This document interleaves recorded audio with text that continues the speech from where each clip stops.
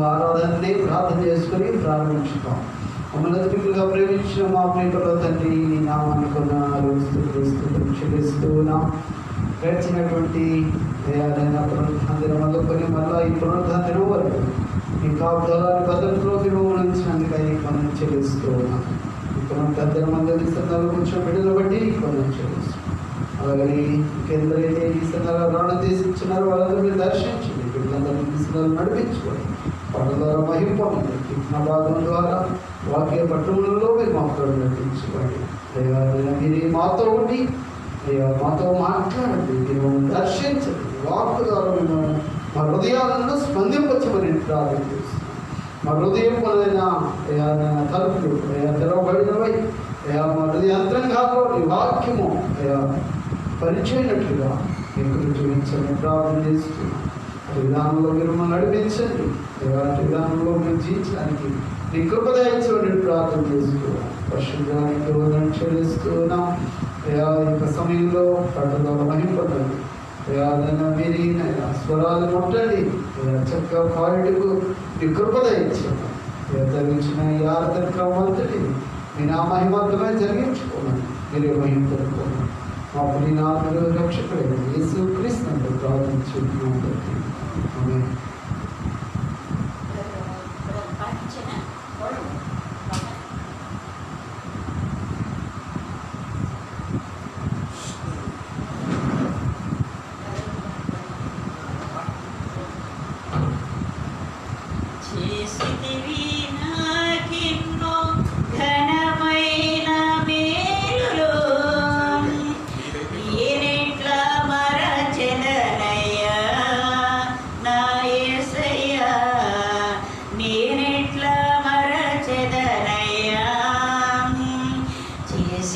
ప్రేమ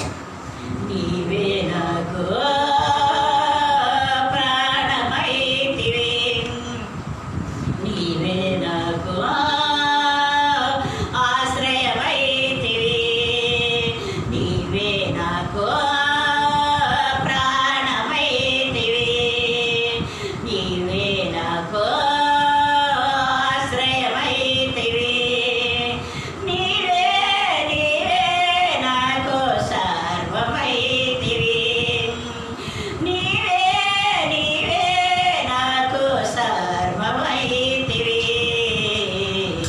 చేసితివి నాకెన్నో ఘనమైన మేలులు, నేనెట్లా మరచెదనయ్యా యేసయ్యా, నేనెట్లా మరచెదనయ్యా,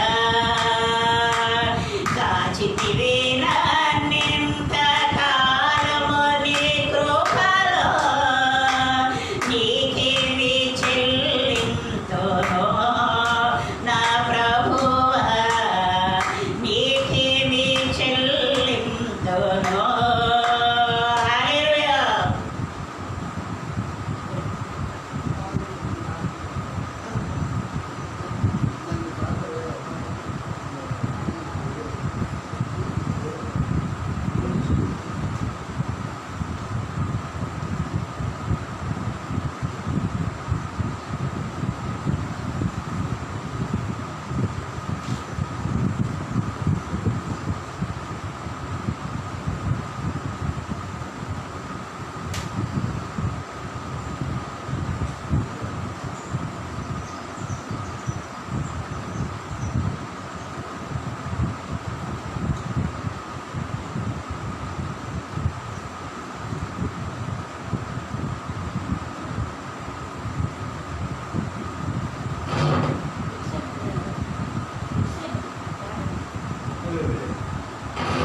ఇంటి మీదనుందరిపించుకను నేను కన్నీటితో కృంగిపోతున్నాను, ఇంటి మీదనుందరిపించుకను నేను కన్నీటితో కృంగిపోతున్నాను, నా యేసయ్యా నా బలమా, నా యేసయ్యా నా బలమా, నా దీన ప్రార్థన ఆలకించుమా, ఇంటి మీద కనిపించుకను నేను కన్నీటితో కృంగిపోతున్నాను, వేటగాడి బాణములు చేసుండే గాయములు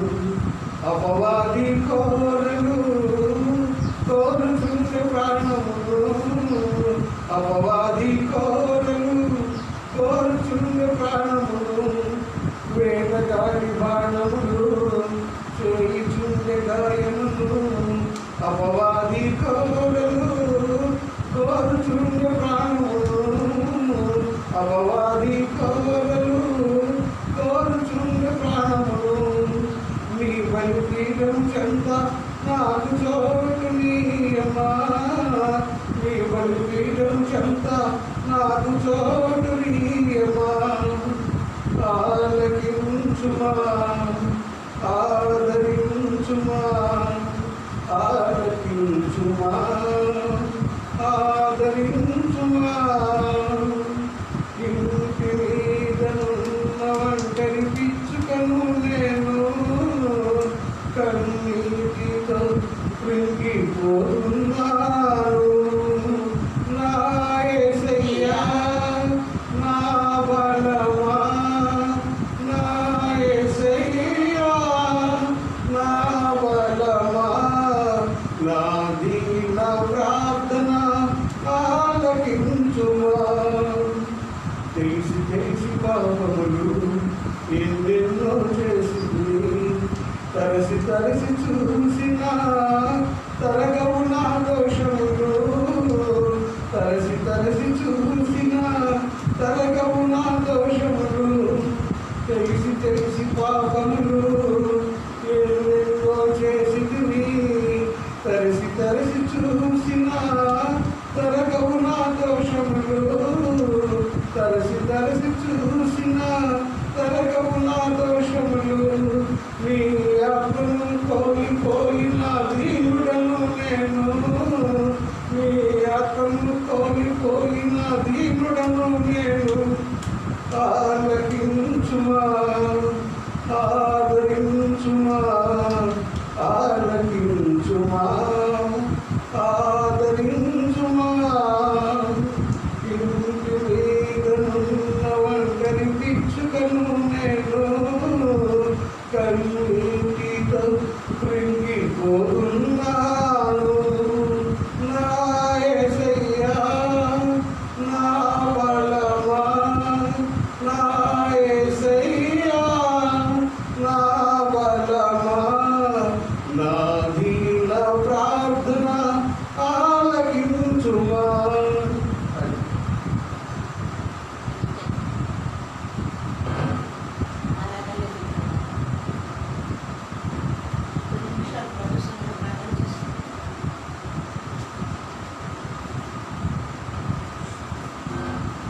ప్రభు సన్నిధికి వచ్చిన మనము 10 నిమిషాలు ప్రభు సన్నిధిలో ప్రార్థన చేసుకుని మన అవసరతలో మన ఇంకటో ప్రభు సన్నిధిలో చెప్పుకుందాం.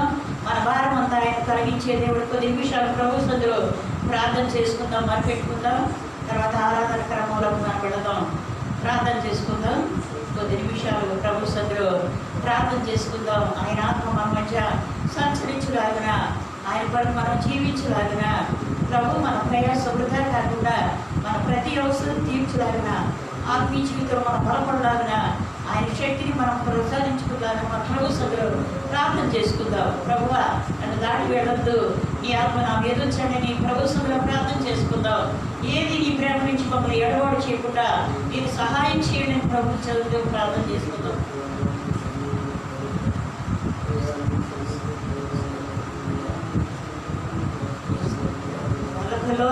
నా జీవితం భయంకరమైన ప్రపంచం అంతా ఎంతో భయంకరమైన పరిస్థితిలో ఉన్నది.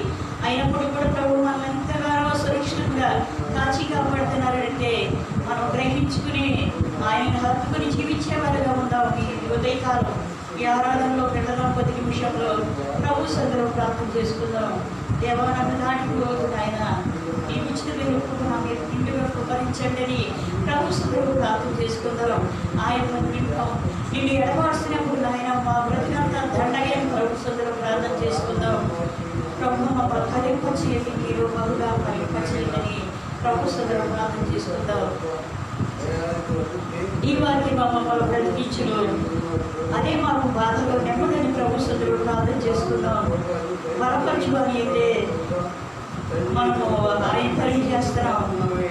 బలపరచుకొని అంటే ఏమైనా బలపడుతున్నాము అని అపోస్తలుడైన పౌలు గారు చెప్తున్నారు కనుక ఆయన శక్తిని మనకి ప్రసాదించే దేవుడు. మహాపరిశుద్ధుడు ప్రేమ కలిగిన తండ్రి, దయగలిగిన ఆయన వందనాలు, స్తోత్రాలు ప్రభువా. అయ్యా యుద్ధస్తుడవి యెహోవా మహాశౌర్యం కలిగిందంటే అయ్యా ఆయన అగ్ని వంటి వాడాని స్తోత్రములు ప్రభువా. అయ్యా ఇదిగో దవడమనడానికి స్తోత్రములు. అయ్యా 10,000 మంది అతిసుందరమైన ప్రభు తండ్రి స్తోత్రాలు. మాటలు చెప్తున్నా ప్రేమకై మీరు చేస్తున్న ప్రతి దేవుడికై మీరు చేస్తున్న ప్రతి ఉపకారానికి ఏమి ఇచ్చినారో తీర్చుకోలేకపోయిన ఆయన మేము ఒట్టిగా వచ్చిన మమ్మల్ని మీరు ఆయన మట్టి పాత్రమైన మమ్మల్ని శరీర పాత్రగా, గంధమైన పాత్రగా, గొప్ప ఇంటిలో నాయన బంగారవి, మట్టివి, వెండివి, బంగారు ఉన్నవి నాయన అందులో నాయన యోగ్యమైన పాత్ర నన్ను మమ్మల్ని ఆయుధపరిచి ఆశీర్వదించమని అయ్యా నజరైన యేసు నామములో అడిగి వేడుకుంటున్నాను తండ్రి. ఆమేన్. మరి ఇప్పుడు ఆరాధనలో పెడదాం. మనమందరం లేచి ఆరాధన పాట పాడుకుందాం. లేచి ఆరాధన పాట పాడుకుందాం. అత్యున్నత సింహాసనం అనే పాట పాడుకుందాం. అత్యున్నత సింహాసనముపై ఆసీనుడవైన దేవా, అత్యంత ప్రేమా స్వరూపివి నీవే, ఆరాధింతును నిన్నే. అత్యున్నత సింహాసనముపై ఆసీనుడవైన దేవా, అత్యంత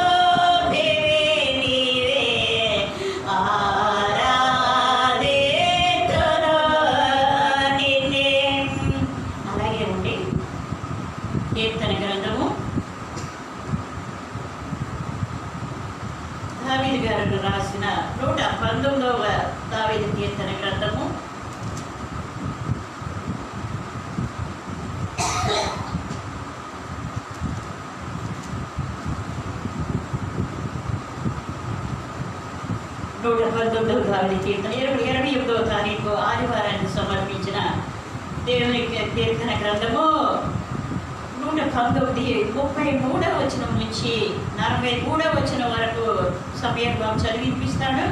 కీర్తన గ్రంథము 119వ అధ్యాయము 33 నుంచి 48 వరకు చదివిపిస్తాడు.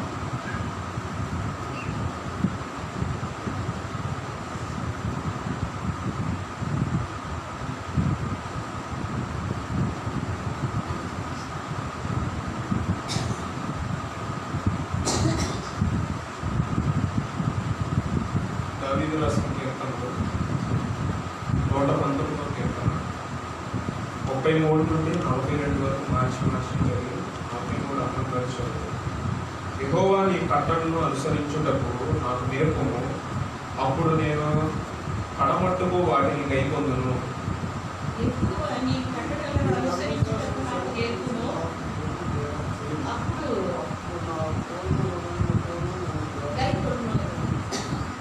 నీ ఆజ్ఞల జాడలను చూచి నేను ఆనందించుచున్నాను, దాని యందు నన్ను నడవజేయము.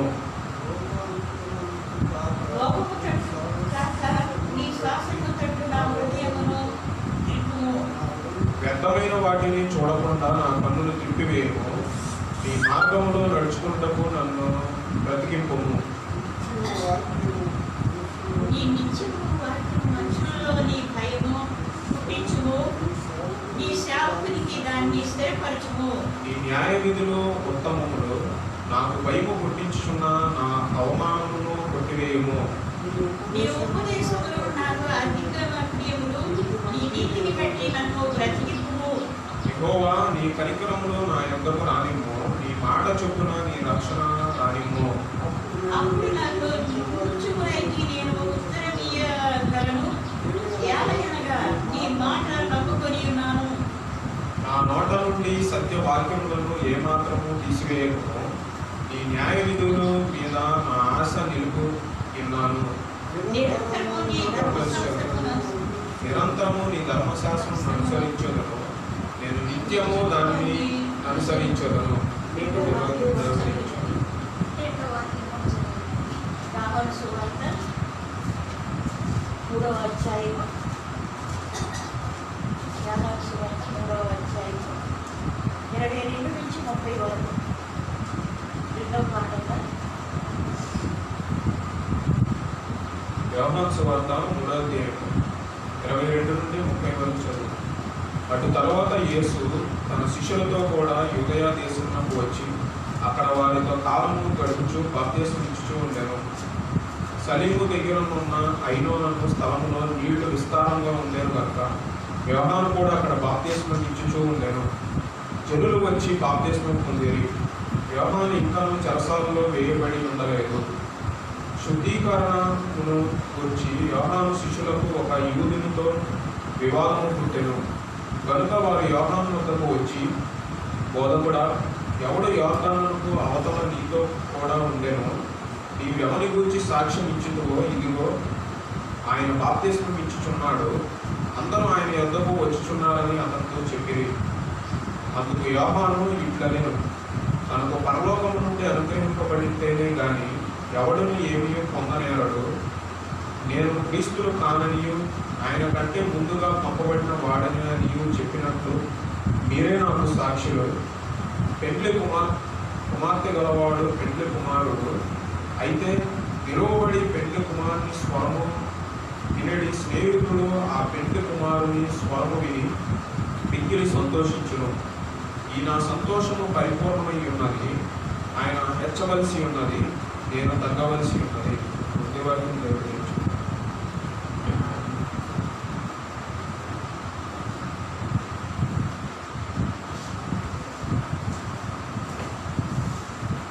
మూడవ పాఠంగా అపోస్తలుడైన పౌలు తీతుకు రాసిన పత్రిక 2వ అధ్యాయము 1వ వచనం నుంచి 15వ వచనం వరకు చదువుకుందాం. అపోస్తలుడైన పౌలు తీతుకు రాసిన పత్రిక 2వ అధ్యాయము 1వ వచనం నుంచి 15వ వచనం వరకు చదువుకుందాం. నీవు హితబోధక అనుకూలమైన సంగతులను బోధించుము.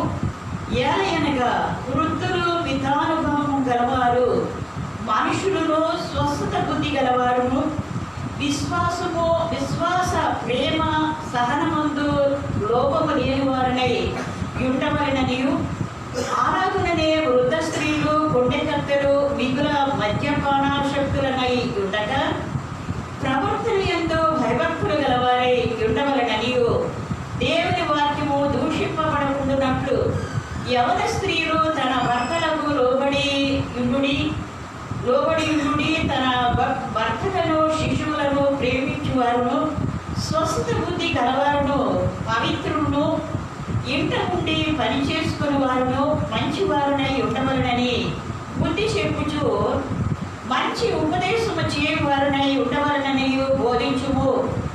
అటువలనే స్వస్థత బుద్ధి గలవారై ఉండవలనని యవన పురుషులను హెచ్చరించుము.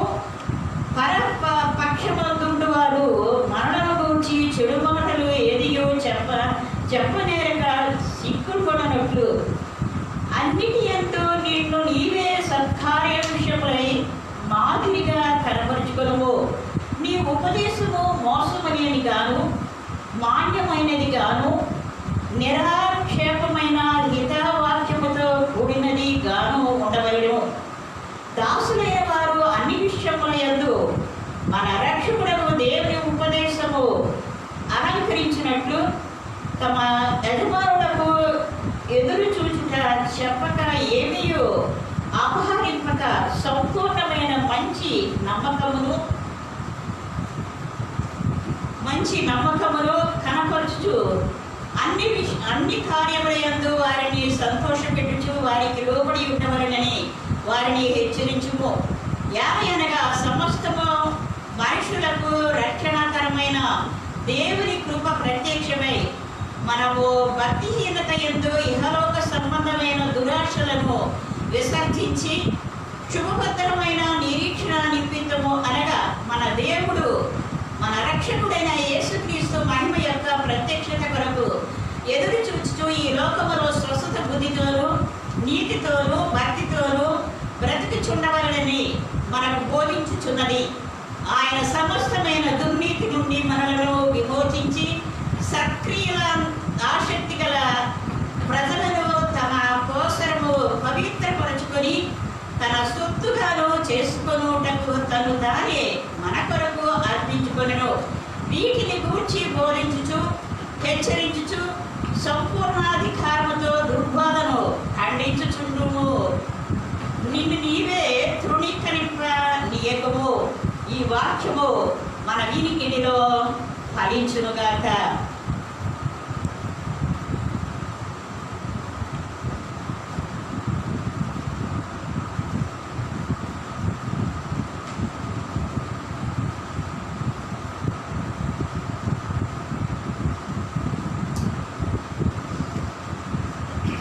ఈ యొక్క పునరుద్ధానందు చదవబడినటువంటి లేఖ భాగాలలో నుండి కీర్తనలు 119వ సంకీర్తన భాగంలో మనము ఇక్కడ ముందు చదువుతున్నటువంటి లేఖ భాగాలను మనం చూస్తున్నాం.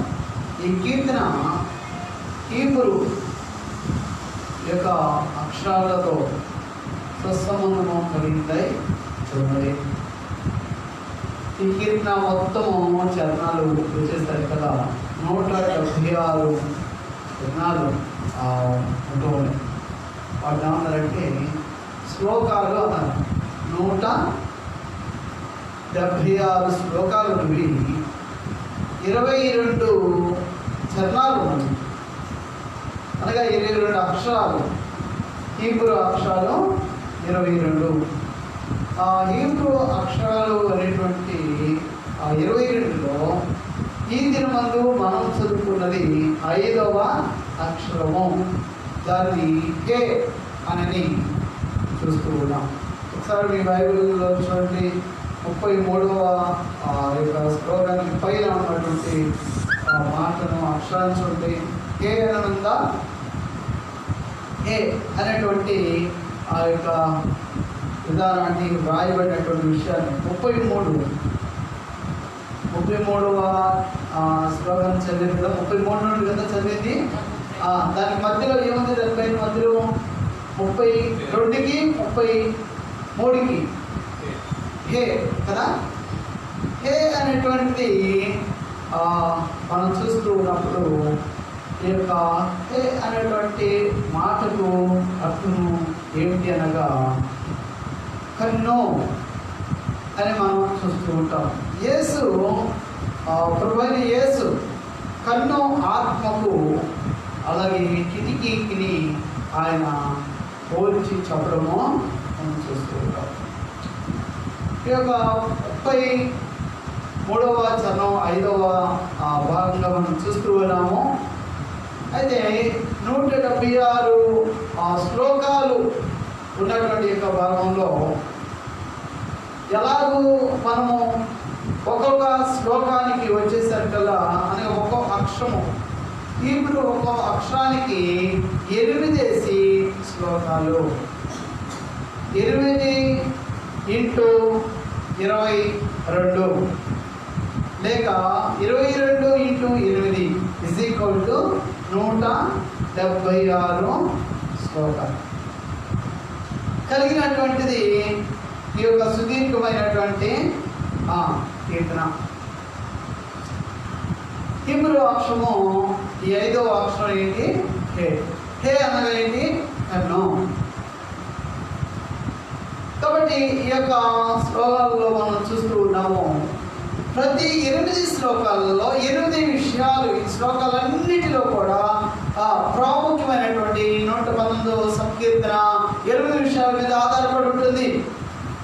ఒకటి చట్టము. ఏంటండి? చట్టం. చట్టాలు అంటే అలాగే చట్టం ఉందంటే ఏముండాలి? తీర్పు ఉండాలి కదా. చట్టం ఉంటే మాత్రమే కాదు, కానీ తీర్పు అనేది ఉంటుంది. తర్వాత తీర్పు తీర్చాలి అంటే దానికి ఎవరు ఉండాలి? ఏంటి? తీర్పు అనేది చెప్పాలంటే ప్రతివాదులు అనగా సాక్షులు ఉండాలి. 2 వ్యక్తులు గొడవ పడ్డారంటే అసలు వాళ్ళు గొడవ పడ్డారా లేదా అన్నది, వాళ్ళు ఎవరు నిజం చెప్తున్నారు, ఎవరు అబద్ధం చెప్తున్నారు అన్నది తెలియాలంటే అటు ఇటు ఎవరు ఉండాలి? సాక్షులు కదా. తర్వాత మనం చూస్తూ ఉన్నప్పుడు 3వదిగా సాక్షులు 4 ఆజ్ఞలు. 4వది ఆజ్ఞలు అనేవి మనం చూస్తూ ఉంటాం. తర్వాత 5వది శాసనాలు, 6 సూత్రాలు. 7వది పదం. ఎందుకు కూడా పదం అనేటువంటి విషయాన్ని మనం చూస్తాం. ఈ యొక్క 8 విషయాలు ఈ యొక్క 8 శ్లోకాలలో మనం చూస్తూ ఉంటాం. 119వ సంకీర్తన 8 జీవించాలో అనేటువంటి పంచేదానికి ఒక మంచి సూచన అనేది ఆయన అనుగ్రహించాడు. ఇంకా మనం చూస్తూ ఉన్నప్పుడు ఆయన వాక్కు ఎంతో, ఆయన మాట చాలా చాలా పవిత్రమైనది. ఆయన మాట చాలా పరిపూర్ణమైనది. ఒకటి పరిశుద్ధమైనది, 2 పరిపూర్ణమైనది. 7, 8 విషయాలు మనం చూస్తూ ఉన్నాం. ఈ విషయాలు మనము ధ్యానం చేస్తూ అతి సంతృప్తంగా మనం ధ్యానం చేసుకుందాం. 33వ చరణాన్ని ఒకసారి మనం చదువుతామా? యెహోవా కట్టడలను అనుసరించుటకు నాకు నేర్పుము. అయ్యా, నీ చట్టము ఏమైనదో ఆ చట్టాన్ని నేను నాకైతే తెలియదు. అయ్యా, ఆ చట్టం నాకు తెలియచెయ్యి, నాకు నేర్పించు. దేవుని యొక్క చట్టాన్ని మనము నేర్చుకోవాల్సిన వారున్నాం. ఏమండి, ఒక వ్యక్తి లాయరు అవ్వాలంటే అతను ఎంతో మంది జీవిత చరిత్రలు చదవాలి. రాజ్యాంగ విధానాన్ని చదవాలి. రాజ్యాంగం యొక్క విధానాన్ని చదవాలి. అతను చదివితేనే అతడు దేశానికి ఏమవుతాడు? ఒక లాయర్గా పరిచయం. ఒక కోర్టులో ఒక లాయర్గా, ఒక ప్రతివాదిగా వాదించే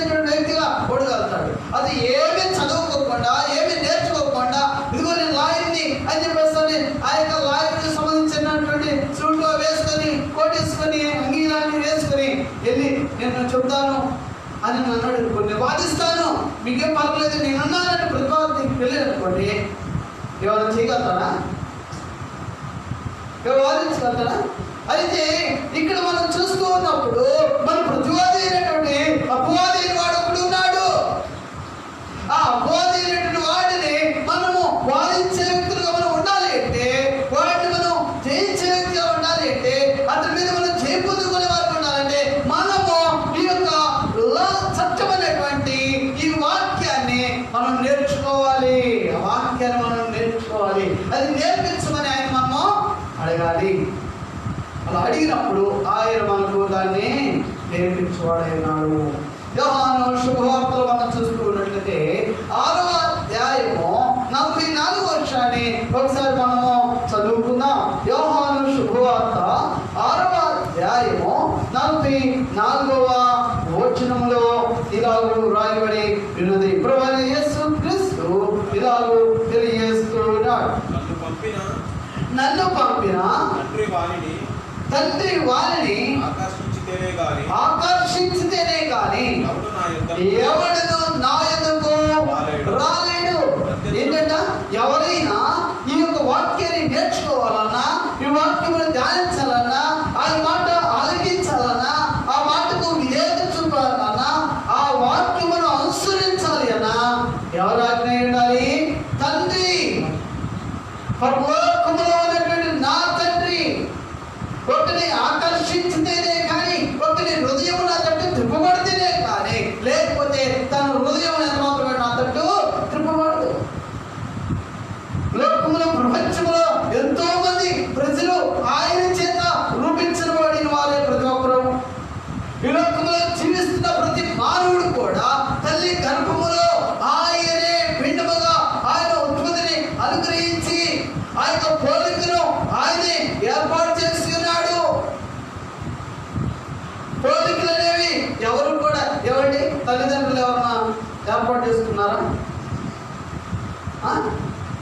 తల్లి ఏర్పాటు చేసుకుందా? నా కొడుకు ఇలా పుట్టాలి, లేకపోతే నా కూతురు ఇలా పుట్టాలి అని చెప్పేసి అని ఏర్పాటు చేసుకుందా? ఎవరు కూడా ఏర్పాటు చేసుకున్నారు. దేవుడు యెహోవా అనుగ్రహించినటువంటి ఆ బహుమానములే, ఆ స్వాస్థ్యముగా అనుగ్రహించినటువంటి ఆ యొక్క కుమారుల యొక్క పోలికలను ఎవరు ఏర్పాటు చేశారు? సృష్టికర్త అయినటువంటి రూపకల్పనకారుడైనటువంటి ఆ దేవుడే ఏర్పాటు చేస్తున్నాడు. ఆయన ఏర్పాటు చేస్తున్నాడు. అందుకని ఆ ఏర్పాటు చేసినటువంటి ప్రతి మానవుడు ఆయన పోలికై ఉన్నారు. ప్రతి మానవుడు ఆయన పోలికలై ఉన్నారు. కానీ ఆయన పోలికలో ఉన్న బిడ్డలైనటువంటి వారు, ఆయన ఎదుగు వచ్చేటువంటి వారు, ఆయనకు వ్యతిరేకముగా ఉన్నవారు, ఆయన ఎదుగు వచ్చి ప్రేమించేవారు, ఆయన మాటకు లోబడేటువంటి వారు, ఆయన మాటలు అనుసరించేవారు, దాన్ని గైకొనేటువంటి వారు. అలాగే ఆ పోలికలో రూపించబడిన ఆ యొక్క కుమారుడే తండ్రి మీద తిరుగుబాటు చేయవాడై కూడా ఉన్నాడు. ఎవరు తిరుగుబాటు చేసేవారు అంటే ఆయన మాటకు లోబడకుండా, ఆయన ఎదురు రాకుండా ఎందరు ఎదుగుతున్నారో వాళ్ళందరూ కూడా ఏం చేస్తారంటే ఆ చట్టానికి ఏం చేస్తారు? విధేయత చెప్పుకోకుండా, చట్టమును నేర్చుకోకుండా, వాక్యమును నేర్చుకోకుండా వాళ్ళు ఏం చేస్తారంటే వాక్కైనటువంటి ఆయన ఎదుగు రాకుండా ఆయనకు దూరముగా జీవిస్తున్నా. అందుకనే ఆయన అంటున్నాడు, ఇదిగో నా ఎదుగు వచ్చి నేర్చుకోండి.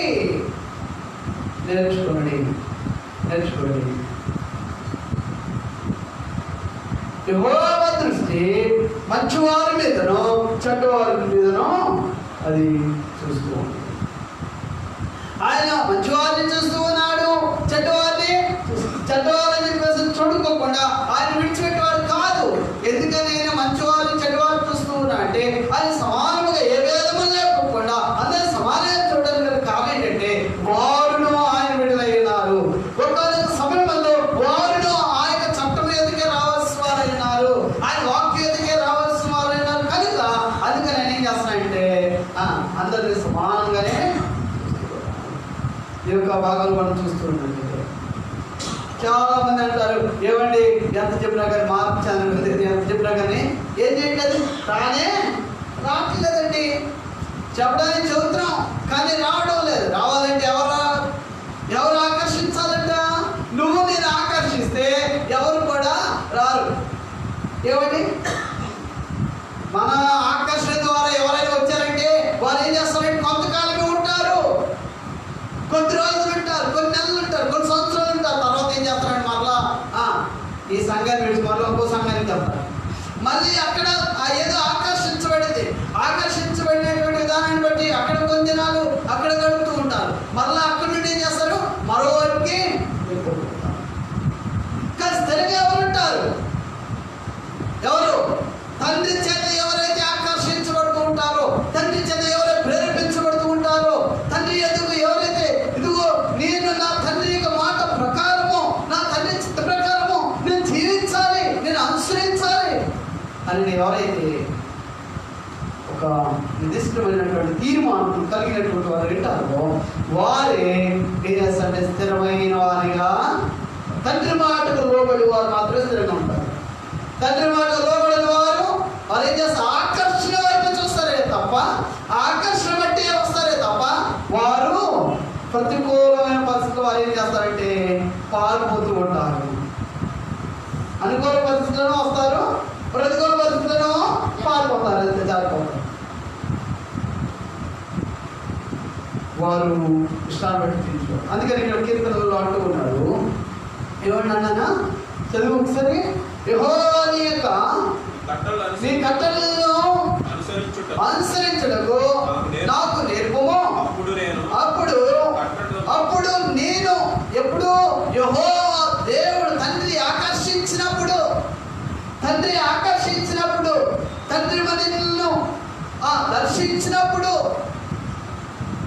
మనల్ని దర్శించినప్పుడు అప్పుడు నేను కట్టడలను వాటిని గైకొను. అందుగా వాటిని నేను అనుసరించదను.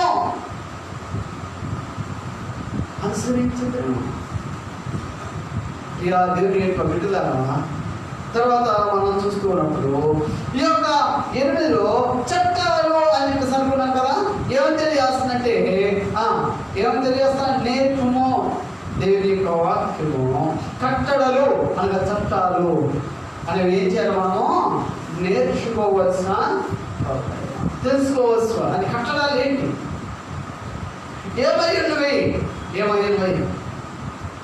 ఏమైనవి ఆయన కట్టడంలో మనం ఎలాగా ఉండాలి, ఎలా జీవించాలి, ఎలా మాట్లాడాలి, ఎలా కూర్చోవాలి, ఎలా నడుచుకోవాలి, ఇవన్నీ కూడా ఏం చేయాలట, నేర్చుకోవాలి. కట్టడంలో ఒక క్రమబద్ధమైనటువంటి విధానంలో మనము ఉండే విషయాన్ని ఇక్కడ మనకు తెలియజేస్తుంది. తర్వాత మనం చూస్తున్నప్పుడు అని అంటాడు 34వ వచనంలో అంటాడు, ధర్మశాస్త్రము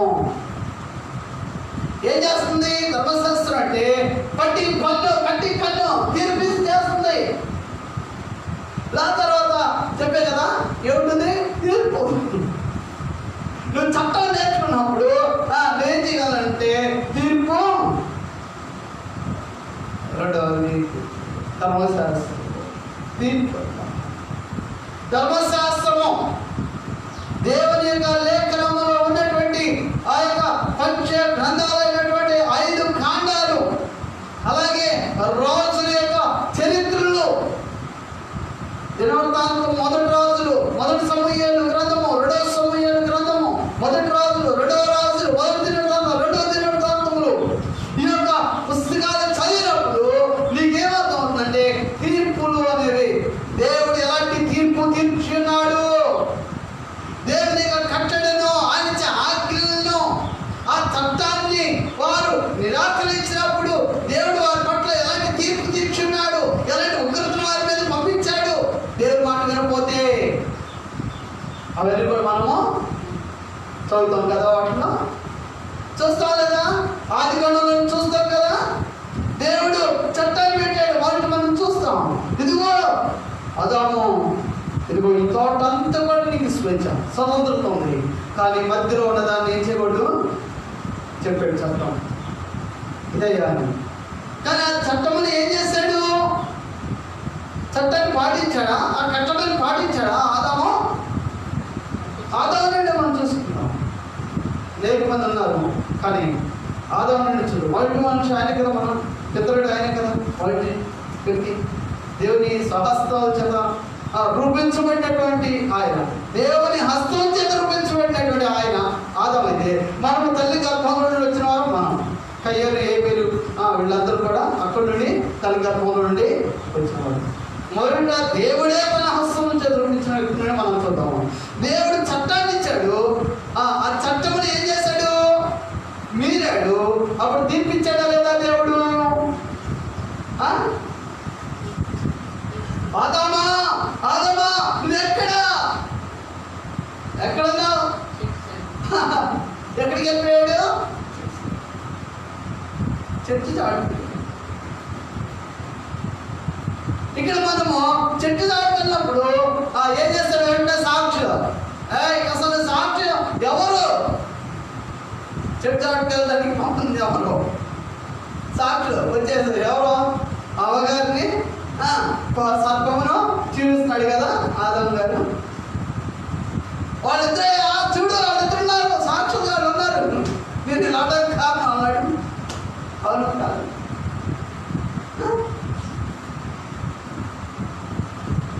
దేవుడి వాక్యం అని చాలా స్పష్టంగా మనకు గ్రహింపునకు వచ్చింది. బైబిల్ గ్రంథము చట్టము అది తీర్పులు ఇస్తూ ఉన్నది. తర్వాత ధర్మశాస్త్రం ఉన్నదాన్ని, ధర్మశాస్త్రము తీర్పునిచ్చింది ఉంటూ ఉంది. తర్వాత మనం చూస్తూ ఉన్నప్పుడు ఆజ్ఞలు ఆజ్ఞాపిస్తూ ఉన్నాడు కదా ఆదాముతో. తీర్పు తెచ్చున్నాడు. ఇదిగో ఇంకా నువ్వు ఈ యొక్క ఏదేళ్ళు ఉండడానికి నీకు యోగ్యత లేదయ్యా. ఇదిగో ఏం చేస్తాడంటే, ఇదిగో బయటకు వెళ్ళిపోయి నువ్వు వేయించిన గచ్చబోదలను వేయించాలంటే, నువ్వు కష్టపడి వేయించాలంటే చెమట వచ్చి నువ్వు అంతవరకు చెమట వచ్చాల్సిన పని లేదు. ఆజ్ఞాపించేస్తాడు.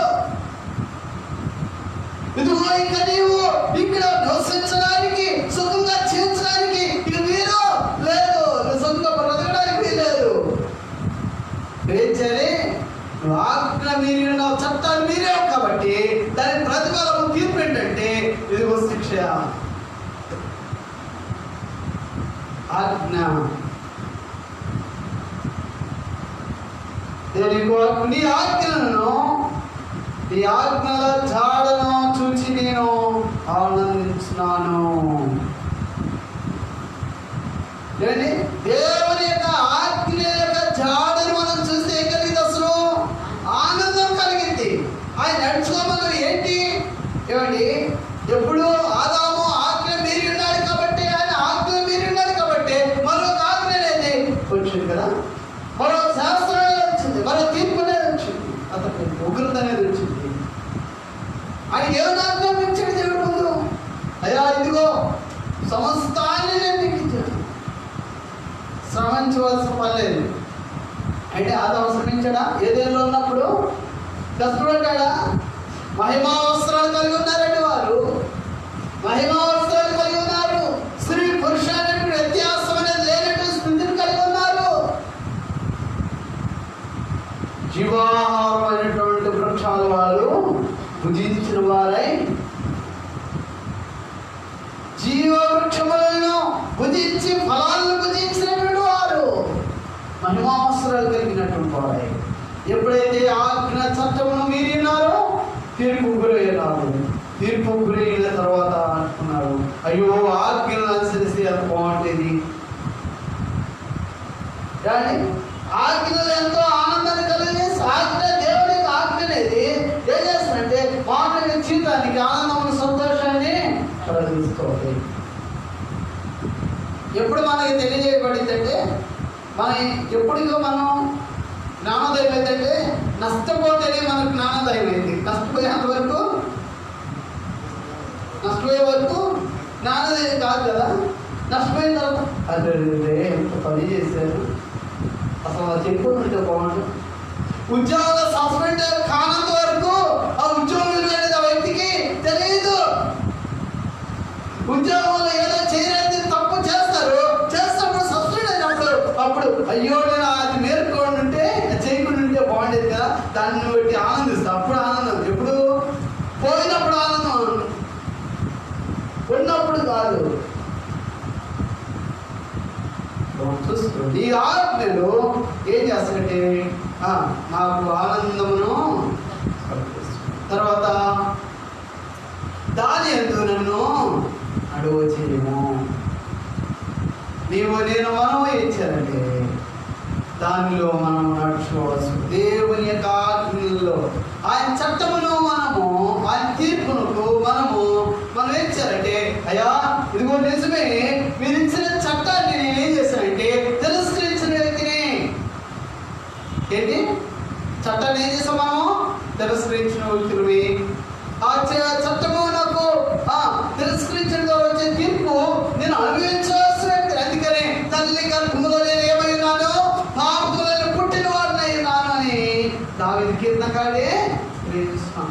అయ్యా నేను పాపంలో ఉన్నటువంటి వాడు, పాపంలో వచ్చే జీతము మరణము.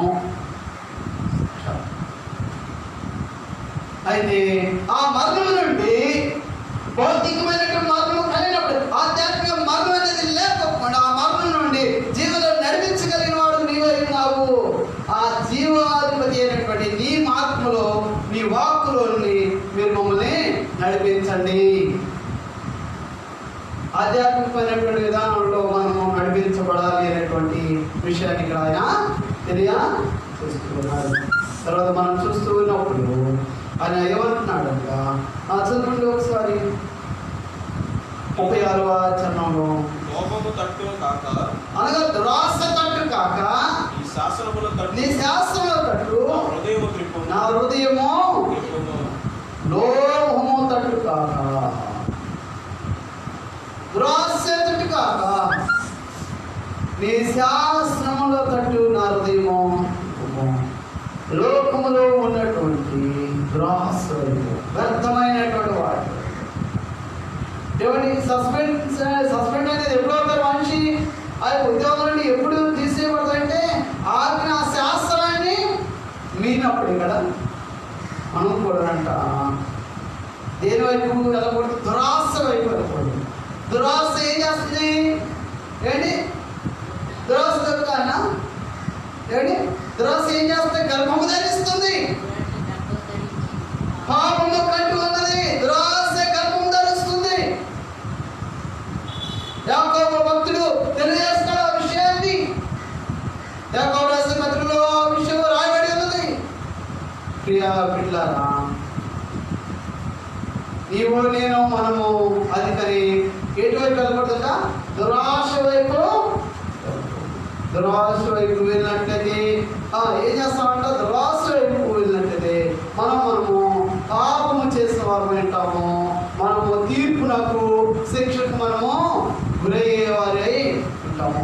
అయితే ఆ తీర్పునకు, శిక్షకు గురి కాకుండా మనము దేవుని యొక్క ఆజ్ఞలను, ఆయన శాస్త్రంలో మనము అనుసరిస్తే మన జీవితాలకు ఎంతో మేలు, ఎంతో ఆశీర్వాదము, ఎంతో దీవెన. యాకోబు పత్రికలో 1వ అధ్యాయము మనం 16వ వచనంలో, మనము 15వ వచనం మనం చూస్తాము. దురాశ గర్భము ధరించి పాపమును కనుక పాపం పట్టకమై మరణమును కనును. యాకోబు రాసిన పత్రిక 1వ అధ్యాయం 15వ వచనం రాయబడింది. ఇక్కడ అంటే లోకము తట్టు అంటున్నాడు. అదే లోకము అనగా దురాశ అని రాయబడింది మరొక బైబిల్. దానికి అర్థము దురాశ, లోకము. నువ్వు దురాశ వైపు ఉంటే, దురాశ కలిగి ఉంటే, అంటే దురాశ ఆశకు అధిగమించినటువంటిది. దురాశ ఏం చేస్తున్నాడుగా? నీ కాంతాన్ని వృత్తాన్ని పొందుకోవాలని చూపిస్తుంది. అది మనది కాదు, కానీ మనం పొందుకోవాలి అన్నటువంటి దురాశ. ఆ దురాశ ఏం చేస్తుంటే పాపంలోనికి ఆగ్రత క్రమమే పాపం. అంటే ఆగ్రత క్రమమే పాపము. కాబట్టి ఆ పాపం వలన నీకు కలుగుతున్న మరణం అనేది ప్రియా దేవుని బిడ్డలారా, దేవుని యొక్క లేఖనంలో మనం చూస్తూ ఉన్నప్పుడు తర్వాత ఆయన అంటాడు, వ్యర్థమైన వాటిని చూడకుండా నా కన్నులు త్రిప్పివేయుము, ఈ మార్గములు నడుచుకొనుటకు నన్ను బ్రతికింపుము. ఏమంటాడు ఇక్కడ? వ్యర్థమైన వాటిని చూడకుండా, వ్యర్థమైన వాటిని చూడకుండా, వ్యర్థమైనవి మనం ఉదయం లేచిన కాడండి మనం చూసేయాలి. వ్యర్థమయ్యా ప్రయోజనకరమైనయా? మనం చూసేది వ్యర్థమైనయా ప్రయోజనకరమైనయా? చెప్పండి. వ్యర్థమైనయా ప్రయోజనకరమైనయా?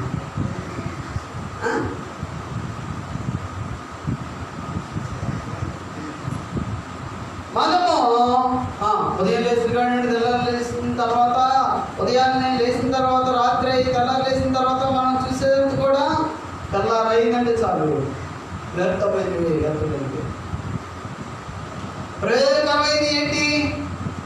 దేవుని యొక్క వాక్యము,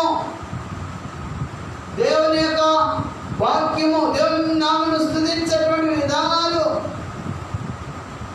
అవి ప్రయోజనకరమైనవి కదండి. మిగతా ఎన్ని కూడా వ్యర్థమైనవే.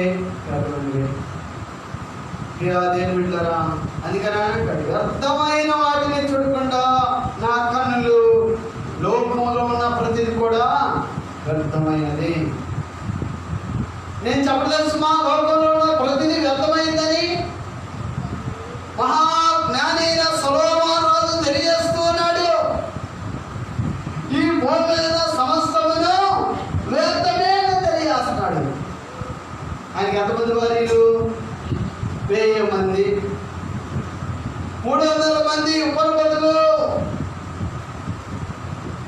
కదండి. భార్యలు ఉపనిపతులు మొత్తము కలిసి ఎంతమంది?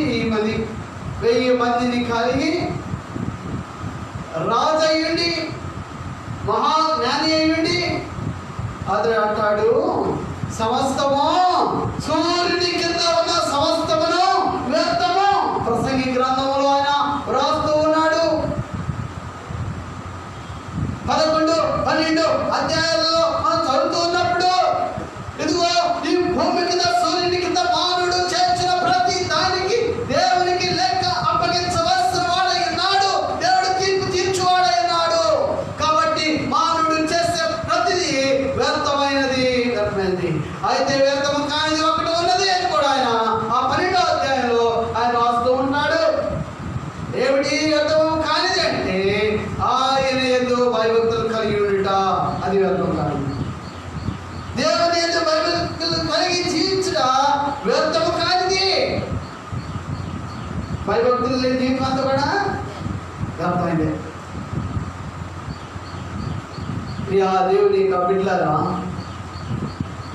ఈ యొక్క కీర్తనకారుడు తెలియజేస్తున్నటువంటి, అందుకనే అంటాడు, వ్యర్థమైన వాటిని చూడకుండా నా కన్నులను త్రిప్పివేయుము, నీ మార్గములలో నడుచుకుంటకు నన్ను బ్రతికి. ఎందుకు బ్రతకాలి మనము? ఎందుకు బ్రతకాలి మనం? ఎందుకు జీవించాలి? ఏమండి, 60 సంవత్సరాలు వచ్చినా కానీ ఏమంటారు? ఎంతండి? ఏముందండి 60 సంవత్సరాలేగా బాబు, ఎందుకు బాబు ఏమంటారా? ఏముంది ఇంకా 60 కండి అంటే ఏదో 30 సంవత్సరాలు 40 సంవత్సరాలు అన్నట్టుగా. 60 సంవత్సరాలు వచ్చిన వాళ్ళు కూడా 60 కండి.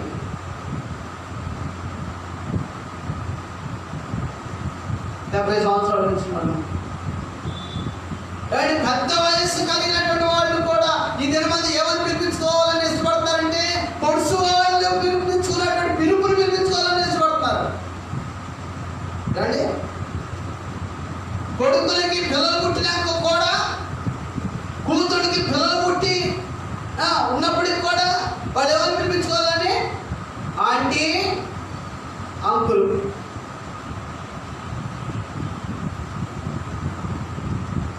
ఏం ఆలోచన అండి? దురాలోచన కాదది. అది వ్యర్థమైనటువంటి విధానం కాదా? తాతయ్య అంటే, మా అమ్మ అంటే ఏమండి ఎంత నేను ఎలా కనపడుతున్నాను? నీకు మామలా కనపడుతున్నానా? నా వయసు ఎంత? సింపుల్గా ఒక 60 సంవత్సరాలు అంతే. 60 సంవత్సరాలు నేను మామన అప్పుడే మామన అయిపోయినట్టున్నాను. మంచం పెట్టినా పిలవాలా పోయినా మా అమ్మ అని.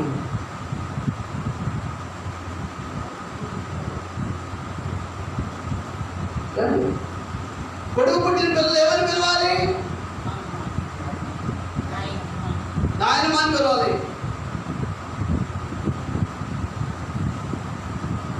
ఒకరు అన్నారు నాకు, మా అమ్మగారండి అసలు వాళ్ళ అబ్బాయి పిల్లల చేత కూడా మా అమ్మని పిలిపించుకోండి. మరి ఇంకేమైనా పిలిపించుకుంది నాకు తెలియలేదు.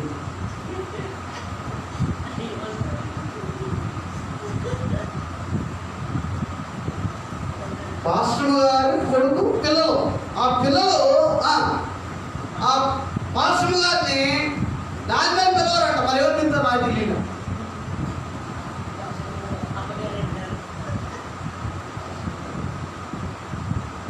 పాస్టర్ గారే తింటారు.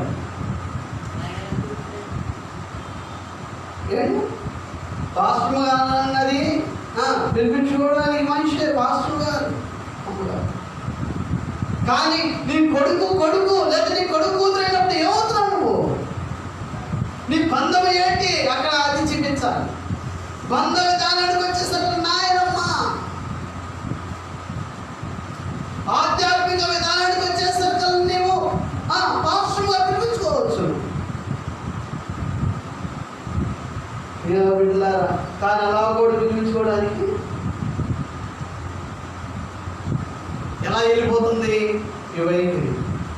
ప్రపంచ యొక్క విధానాలలో ప్రజల యొక్క ఆలోచనలు, తలంపులు ఎలా ఉంటున్నాయి? ఎలా ఉంటున్నాయి? వ్యర్థమైన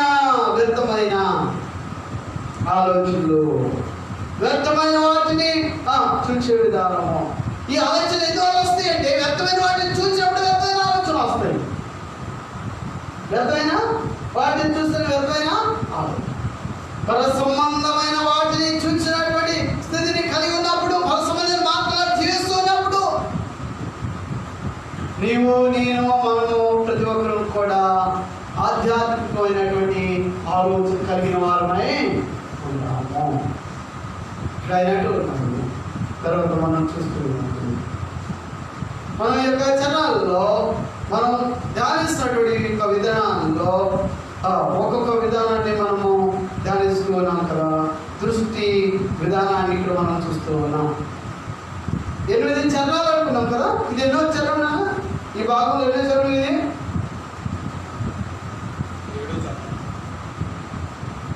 1, 2గా లెక్కేసుకుంటే 4వది. 4వది ఏమనుకున్నాం మనం? 4వది ఏమనుకున్నాం? 1 చట్టం, 2 తీర్పు, తర్వాత 3వది ఏంటి? ఆజ్ఞలు. అంతే కదా, 3 ఆజ్ఞలు. 4వది ఏమనుకున్నాము? 4వది ఆజ్ఞ. 3వది ఏమన్నా? సాక్షి అనుకున్నాం కదా. సాక్షి ఉండాలి కదా. చట్టం తర్వాత తీర్పు అనేది తీర్చిపడాలి. తీర్పు తీర్చిపడాలంటే సాక్షి ఉండాలి. సాక్షులు ఉండాలంటే ఆ సాక్షులు విన్నటువంటి దాన్ని బట్టి ఆజ్ఞాపించడము. యేసు ప్రభు ఎప్పుడు, దేవుడు ఎప్పుడు ఆదాము అవ్వలని ఎప్పుడు బయటికి పంపించాడు? సాక్షులుగా అవ్వ చెప్పినటువంటి దాన్ని అవ్వ, అలాగే ఆ సర్పము ఇరువురు చెప్పిన దాన్ని బట్టి ఏం చేశాడు? తీర్పు అనేది తెచ్చి ఆజ్ఞాపించాడు. ఆ తోటలో బయటకు 4వది ప్రమాణం చూస్తూ ఉన్నాం. ఆజ్ఞలు ఎప్పుడు దేవుడు జారీ చేస్తాడు అంటే, వ్యర్థమైనటువంటిది వాటిని మనం చూడుకోకుండా, వ్యర్థమైన వాటిని ఎవరు చూశారు? ఆదాము చూశాడు. ఆ పండు వ్యర్థమైనది కదా, ఆ వృక్షము వ్యర్థమైనది. దాని వైపు చూచాడు. చూచుట ద్వారా ఏం చేయబడ్డాడనగా ఆయన మార్గంలో ఉండవలసినటువంటి ఆదాము ఆ మార్గంలో బయటికి మనం కూడా దేవుని యొక్క ఆజ్ఞలను మనం అనుసరించకపోతే దేవుని కృపకు మనం పాత్రమో మనం జీవించిన పేరు మాత్రం ఉండిందే, కానీ మనం వృద్ధులమే కాకోకుండా మనము బ్రతికించబడిన వారిగా ఉండాలి అంటే మనం ఏం చేయాలంటే ఆ ఆజ్ఞలను ఏం చేయాలి, అనుసరించాలి. ఇది 4వది. 5వది ఏంటి? 8 విషయాలు అనుకున్నాం కదా. 5వది శాసనాలు కదా. ఈ యొక్క విషయాల్లో మనం చూస్తున్నప్పుడు ఏమిటి అనగా శాస్త్రంలో అన్న విషయాలు మనం చూస్తున్నాం. 38వ చరణము, నేను ఇచ్చిన వాక్యము మనుషుల్లో నీ భయమును పుట్టించున్నది. ఏంటంట? నీ సేవకునికి దాన్ని స్థిరపరచు. శాసనాలు ఏం చేస్తాయి అంటే భయాన్ని కలగజేస్తాయి. ఎటువంటి భయము? గౌరవార్థమైన భయము.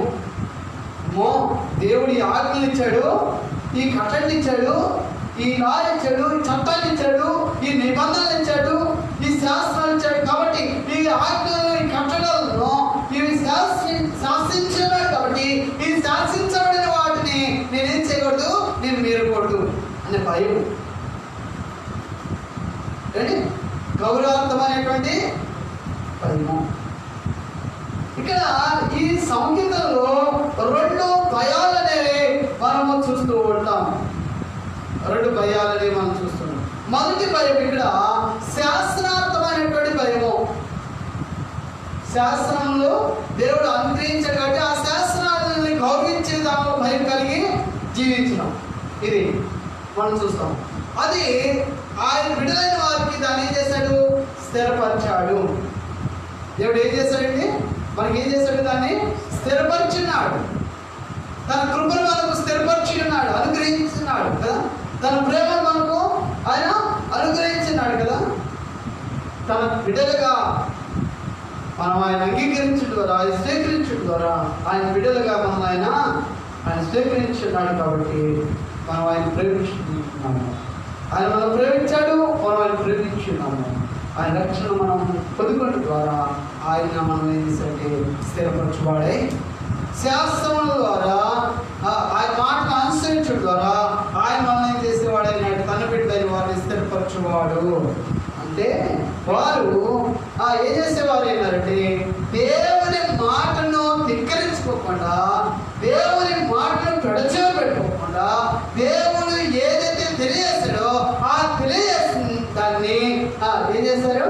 100% దాన్ని అనుసరించేవారు, దాన్ని గైకొని దానిలో జీవించేవారు. వారిని ఆయన ఏం చేసేవాడంటే స్థిరపరచేవాడు. ఇంకా వారు ఏ పనిలో ఉంటారో, ఏ ఉద్యోగంలో ఉంటారో, వారి జీవితాలలో, వారి కుటుంబ విధానాలలో, వారు ఏ శైలిలో వారు కొనసాగుతారో దానిలో వారిని ఏం చేస్తాడంటే వృద్ధిపరచువాడు.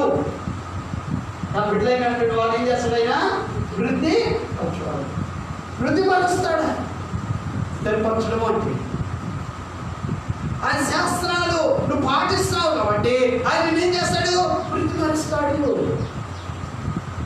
భౌతికంగా, ఆధ్యాత్మికంగా ఆయన మనల్ని వృద్ధిపరచువాడే. తర్వాత మనం చూస్తూ ఉన్నప్పుడు ఇక్కడ మనం మళ్ళా 39వ చరణంలో మనం చూస్తాం. నీ న్యాయ విధులు ఉత్తమములు, నాకు భయము పుట్టించుతున్న నా అవమానమును కొట్టివేయము. ఇక్కడ మనము కొంత ఆలోచన చేయవలసిన వాళ్ళైనా, నాకు నీ న్యాయ విధులు ఉత్తమములు, దేవుడు విధించినటువంటి, ఇక్కడ మనం చూసేటువంటిది 7వ మాట. 7వ మాట ఏంటి అనగా దేవుని మాట, పదం. దేవుని వచ్చినటువంటి పదం మాట ఎలాంటిది అంటే ఉత్తమమైనది, మంచిది. ఆయన సమస్తాన్ని మంచిగా చేశాడు కదా, మంచిగా చేశాడు లేదా? సమస్తాన్ని మంచిగా చేశాడు. ఇప్పుడు నేను ఆదాము నుండి చెప్పుకొచ్చాను కదా, ఆదాము చెప్పుకొచ్చాను కదా. ఇప్పుడు ఇక్కడ దాని యొక్క ఆదాము యొక్క శిక్ష, లేదా ఆదాము అనుకరించబడి ఆ చట్టము, దేవుడు ఆ చట్టాన్ని ఇస్తే ఆ చట్టాన్ని ధిక్కరించిన దానికి శిక్షణ పొందుకున్నాడే. శిక్షణ పొందుకొని ఆ శిక్ష ద్వారా ఆ ప్రతిఫలాన్ని అనుభవిస్తూ దేవునికి దూరస్తున్న మానవుని జీవితంలో ఇక్కడ మళ్ళా దేవునికి ఎలాగో సమీపస్తుడవుతున్నాడు అన్న విషయాన్ని ఇక్కడ మనం చూస్తాం. ఈ చరణము ప్రభువైన యేసు క్రీస్తును ఉద్దేశించి తెలియజేయబడుతున్నది. ప్రత్యేకంగా ఈ 39వ చరణము ఎవరిని ఉద్దేశించి? ప్రభువైన యేసు క్రీస్తును ఉద్దేశించి. ఈ చరణంలో నుండి మనము యోహాను సువార్తను చూస్తాము. 3వ అధ్యాయంలో రాయబడిన విషయాన్ని కూడా చూడొచ్చు. అలాగే ఇదే చరణంలో నుండి తీతుకు రాసిన పత్రికలో ఉన్నటువంటి ఆ వాక్య భాగాన్ని మనము చూడవచ్చు. ఈ 8 చరణాలలో 33 నుండి 40 వరకు ఉన్నటువంటి భాగాల్లోనే ఒకసారి మళ్ళా మీరు మీ గృహాలలో ఈ 8 చరణాలు చదవండి. 33 నుండి ఈ యొక్క 40 వరకు ఉన్నటువంటి విషయాలని చదవండి. తర్వాత తీతుకు రాసిన పత్రిక చదవండి. అక్కడ ఉన్నటువంటి విధానాలు, అక్కడ కూడా పౌలు ద్వారా దేవుడు ఏం చేస్తూ ఉన్నాడు, ఆ తీతు పత్రికను రాస్తూ ఏం చేసుకున్నాడు, తీతుకు రాస్తూ ఏం తెలియజేస్తాడు. అక్కడ ఒక చట్టాన్ని మనం చూస్తాం. పరిశుద్ధమైన యథార్థమైన బోధన చేయాలి, అపవిత్రుల ప్రజలు ఉన్నారు అలాంటి తీతు పత్రికలో తెలియజేస్తూ ఉంటాడు కదా. దాని ద్వారా వచ్చే ప్రతిఫలం ఇలా ఉంటుంది, మీరు అలా ఉండద్దు అన్న విషయాలు అక్కడ తీతు పత్రికలో రాసుకుంటాడు. యోహాను పత్రికలో సువార్తలో వచ్చేసరికి కదా, యోహాను శుభవార్తలో ఏ బాప్తిస్మం గురించి తెలియజేస్తాడు.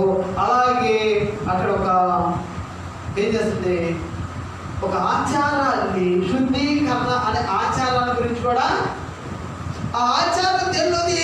చట్టంలోది. శుద్ధీకరణ ఆచారం అనేది చట్టంలోది. ఆ చట్టాన్ని దేవుడే అనుగ్రహించాడు కాబట్టి దాన్ని నూతన నిబంధనలు అని చేస్తాడు, నెరవేరుస్తాడు. ఎలా నెరవేర్చాడు అంటే ఆయన బాప్తిస్మం ద్వారా దాన్ని ఏం చేస్తాడంటే తెలియజేసుకున్నాడు. భౌతికమైనటువంటి శుద్ధీకరణ కాదు, ఆధ్యాత్మికమైన నూతనత్వమును హృదయంలో ఉన్నది.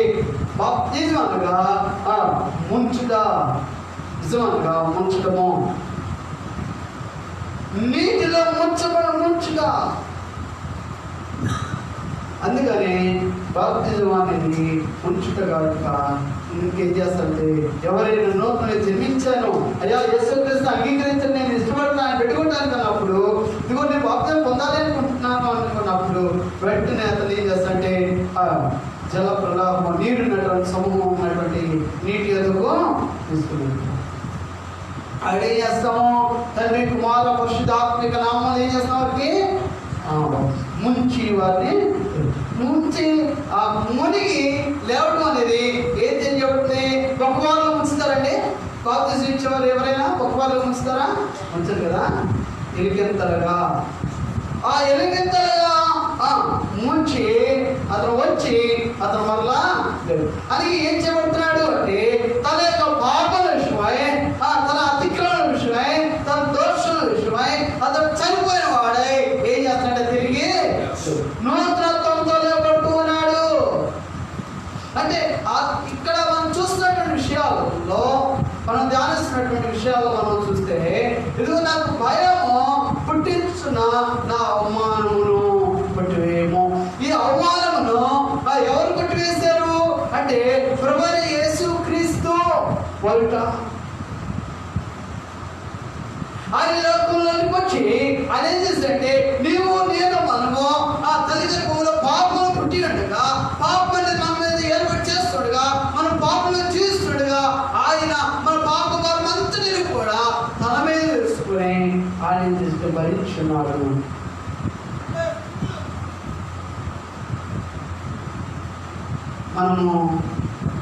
మన పాపము మనము భరించలేనంత.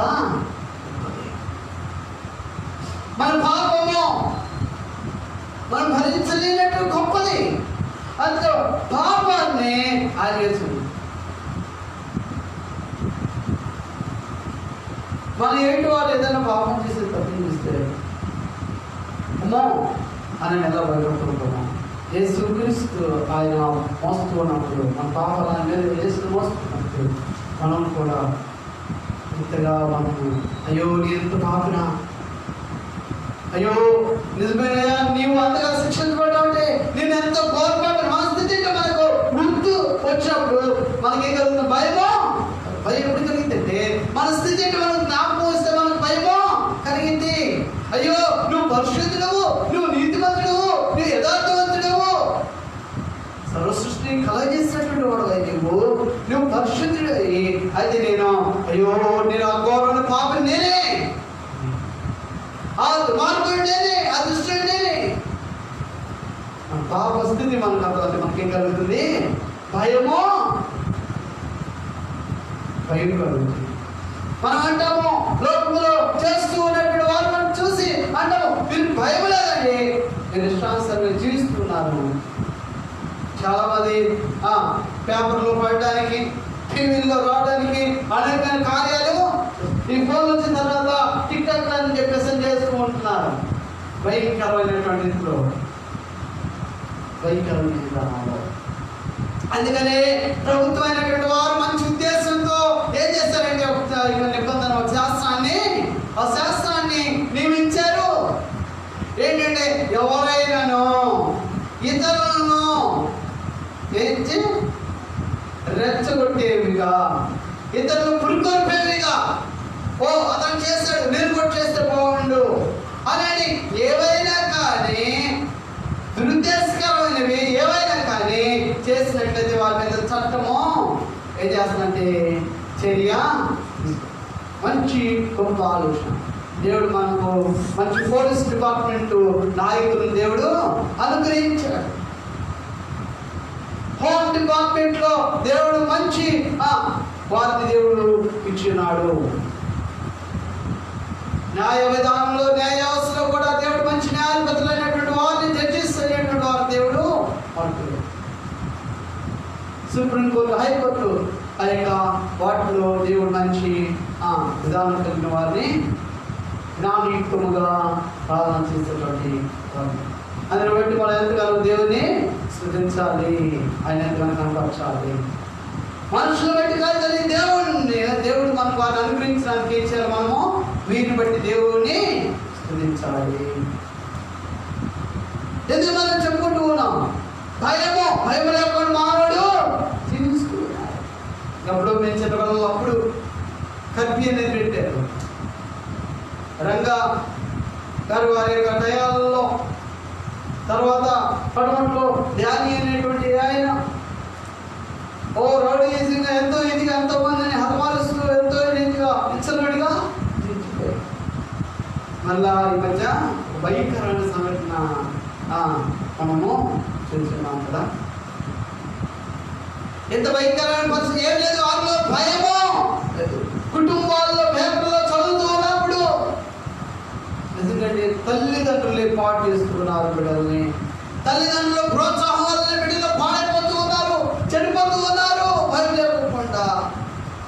అయితే వాక్యం అంటుంది, ఇదిగో నువ్వు ఎంత ఘోర పాపమైనా సరే, ఇదిగో నీ పాపము నా మీద వేసుకొని, ఇదిగో నువ్వు 10వ శిక్షను నేను పొందినాను, ఇదిగో నేను నీకు విడుదల అనుగ్రహించడానికి నేను సిద్ధంగా ఉన్నాను, నువ్వు నా ఎదుకు వస్తావని అని చేస్తుంటే 2 చేతులు చాపి ఆయన పిలుస్తూ ఉన్నాడు. నువ్వు కలిగిన భయమును తీసివేయడానికి, నువ్వు కలిగిన అవమానాన్ని తీసివేయడానికి, నీ మీద ఉన్న నిందను కొట్టివేయడానికి, మన మీద ఉన్న నిందను ఆయన కొట్టివేయడానికి ఆయన ఏం చేస్తున్నట్టే ఆయన పిలుస్తూ ప్రభు యేసుక్రీస్తు ఆయన త్యాగ విధానము, త్యాగ జీవితాన్ని ఇక్కడ తెలియజేస్తాం. మౌనం పట్ల చేసే త్యాగము ఎంత అగోచరమైనదో, ఎంత గౌరవనీయమైనదో ఇక్కడ ఆయన తెలియజేస్తున్నాడు. ఆయన ప్రేమ ఎంత ఉన్నతమైనదో, ఎంత ఉన్నతమైనదో, ఆయన ప్రేమ ఎంత ఉత్తమమైనదో ఇక్కడ ఆయన తెలియజేస్తున్నాడు. అదే విధంగా ఈ కీర్తనతో ఈ చరణాలతో మనం ముగించుకుంటూ ఉన్నాం. నేను ముందే చెప్పాను, ఈ కీర్తనలో ఈ చరణంలోనే యోహాను శుభవార్తను తెలియజేస్తున్నా. బాప్తిజంగా ఏమిటి అనగా నీలో ఉన్న భయమును, నీలో కలిగిన అవమానమును కొట్టువేయబట్టి నూతనమైనటువంటి భయం లేని జీవితము, స్వేచ్ఛ కలిగిన జీవితము, స్వతంత్రత కలిగిన జీవితము, ఇదిగో నేను నూతనపరచబడి ఉన్నాను. ఇద్దరు మంది ఎంతో మంది జీవిత ఖైదీలైనటువంటి వారు ఏం చేస్తారంటే వారి జీవితాలు మార్చుకొని ఎన్నో హత్యలు చేసి వారి జైల్లో నుండి విడుదల పొంది యేసుక్రీస్తు జైల్లో ఉండే స్వార్థను విశ్వసించి వారి జీవితాలలో మార్చింది వారి సాక్ష్యము ఇస్తూ ఉన్నారు. వారికి కలిగిన భయం అనేది అమ్మో పోలీసులు వచ్చి నేను పట్టుకెళ్తామని భయం వారికి లేదు. అయ్యో నన్ను కించపరుస్తారు, ఇదిగో నన్ను హేళన చేస్తారని భయం వారికి లేదు. మన జీవితాలు కూడా అలాంటివి కదా. ప్రభువైన యేసుక్రీస్తు మన భయమును మన అవమానం ఏం చేస్తాడు? ఆయన కొట్టివేసినాడు. అది బట్టి దేవుడు ఏం చేయాలి? దేవుని ఆశీర్వదించాలి. హల్లెలూయా, హల్లెలూయా. చివరిగా మనం చూస్తూ ఉన్నాము, నీ ఉపదేశములు నాకు అధిక. ఇక మనకేం కలుగుతుంది? మన దోషాలు కొట్టివేయబడి, మన పాపం తీసివేయబడింది, మనం పరిహరించబడ్డాము. ఇప్పుడు మనకేం కలిగింది కదా? మన జీవితాలు కలిగేది ఆనందమే కదా, మన జీవితాల్లో కలిగేది సంతోషమే కదా, మన జీవితాల్లో కలిగేది సమాధానమే కదా, ఆయన మనకు అనుగ్రహించే నెమ్మదే కదా. అప్పుడు మనము ఆయన ఇంకా అధికంగా మనం ప్రేమించాలి కదా. కానీ ఇక్కడే మనం ఏమైపోతున్నామో ఏమండి, అతిగా ప్రియులుగా ఉండవలసిన మనం ఏమైపోతామంటే మన పాపము చేత భయం కలిగి అవమానపడుతూ ఉన్న మన జీవితాలను రక్షించి ఆ నూతనత్వాన్ని మనం కలగేసిన తర్వాత మనం ఏం చేస్తుంటే ఇక నేను రక్షించబడి ఉన్నాను కదా అని చెప్పిస్తాను.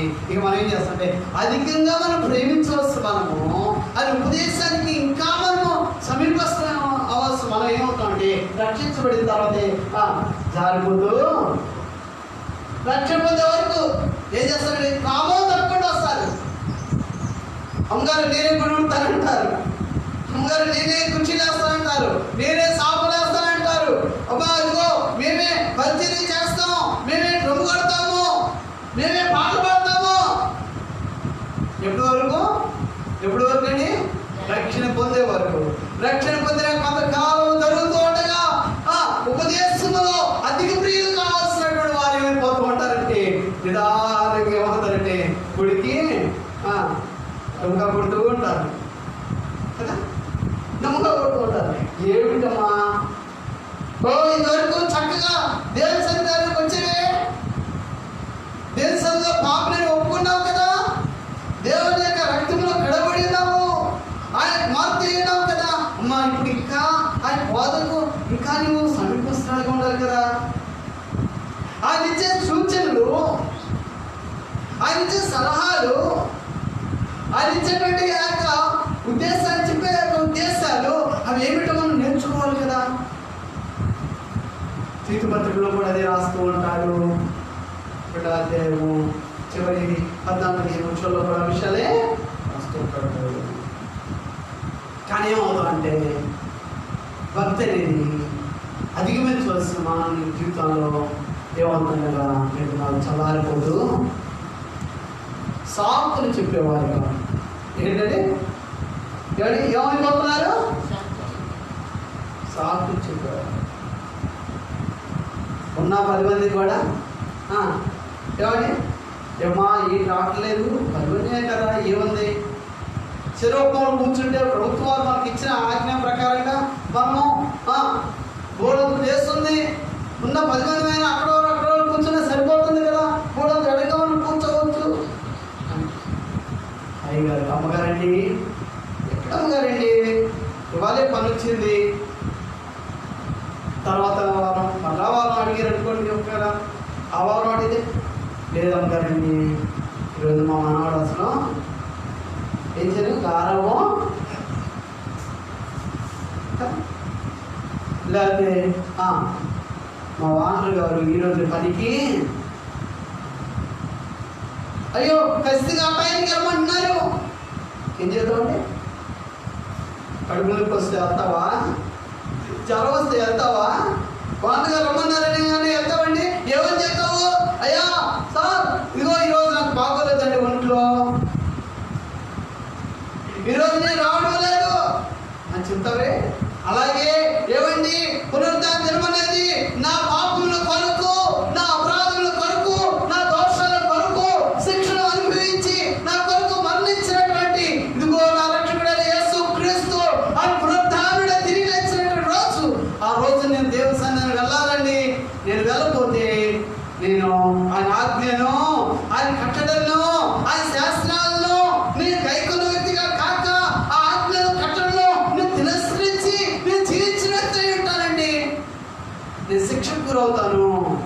దేవుని సన్నిధి ఎంతో బాగుంటుంది. నేను దేవుని ప్రేమించిన వ్యక్తిని కాలేను.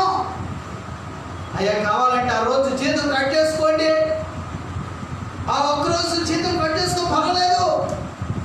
నెలలో 4 వారాలు జీతం కట్ చేసుకుని 4 వారాలు మిగతా జీతం నాకు పర్వాలేదు అని నువ్వు ఒకవేళ నీ రక్షకుడు గురించి నువ్వు సాక్ష్యం ఇచ్చి నువ్వు తెలియజేస్తే,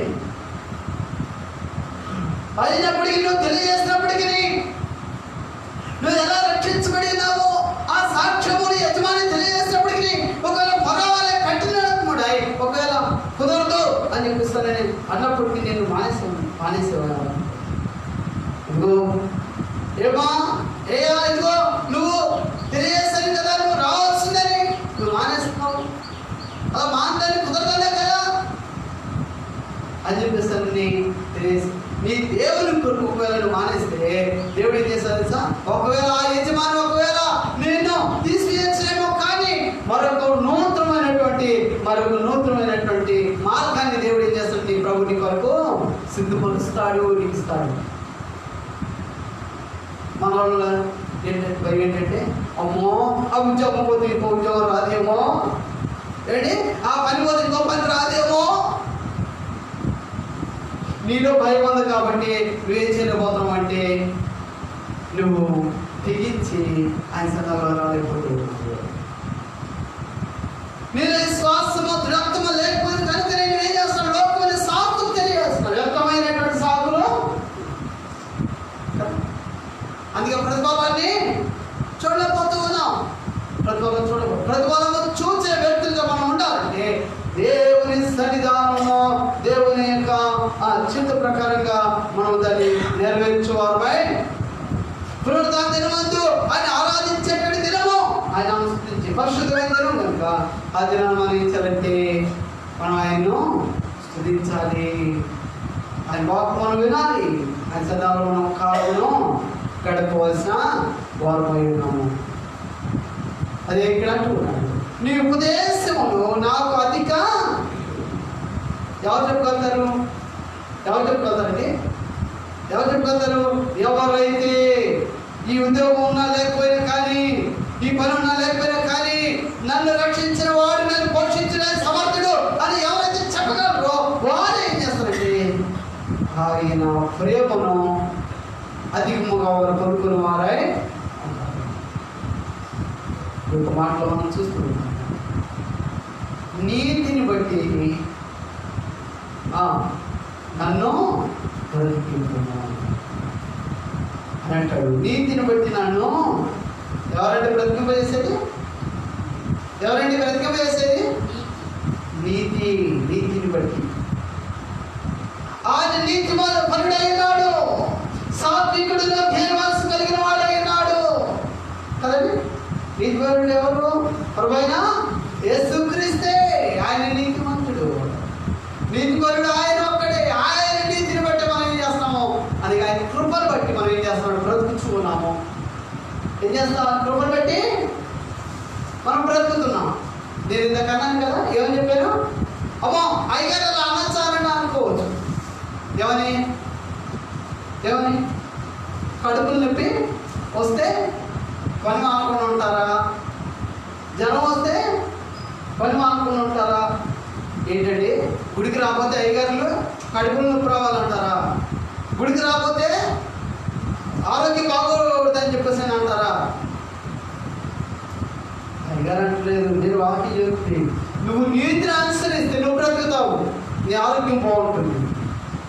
నువ్వు నీతిని తప్పితే,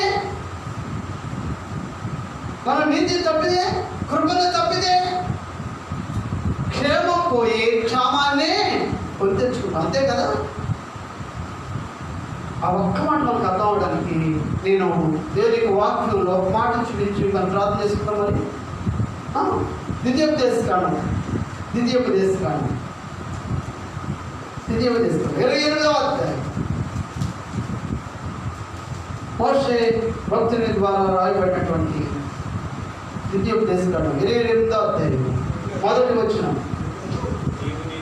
ద్వితీయోపదేశకాండము 28వ అధ్యాయము మొదటి వచనం. నీవు నీ దేవుడని యెహోవా మాటను శ్రద్ధగా విని నేడు నేను నీకు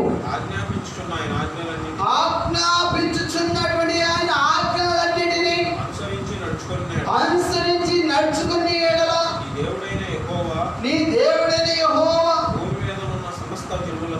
భూమి మీద సమస్త జనుల కంటే నిన్ను హెచ్చించును. నీవు నీ దేవుడిని యెహోవా మాట వినిన ఎడల ఈ దీవెనలన్నీ నీ మీదకి వచ్చి నీకు ప్రార్థించును. నీవు పట్టణములో దీవింపబడుదువు, పొలములో దీవింపబడుదువు. నీ గర్భఫలము, నీ భూఫలము, నీ పశువు మందలు, నీ దుక్కిడెద్దులు, నీ గొర్రెల మేకల మందలు ఇలాగా నీ యొక్క కప్పయు ఇలాగ సమస్త దీవెన అని మనం ఇవన్నీ కూడా ఎందువల్ల వస్తాయి? ఈ దీవెనని అని నువ్వు చేస్తే ప్రతిదీ కూడా ఏం కలుగుతుంది? దీవెన, దీవెన, దీవెన. ఎప్పుడు? సరే, తర్వాత 15వ వచనం చదువును ఒకసారి. నేడు నేను నీకు ఆజ్ఞాపించిన ఆయన సమస్తమైన ఆజ్ఞలను కట్టడలను నీవు అనుసరించి నడుచుకొనని కనవలని నీ దేవుడిని యెహోవా సెలవించిన మాట వినని ఎడల ఈ శాపములన్నీయు మీకు సంభవించును. శేఖర్ బాబు గారు ఏంటంట చెప్పండి. ఆయన ఆజ్ఞలు, ఆయన శాస్త్రాలు అనుసరించకపోతే ఏమొస్తాయి అంట? ఏమొస్తాయి? అనుసరిస్తే ఏమొస్తాయి?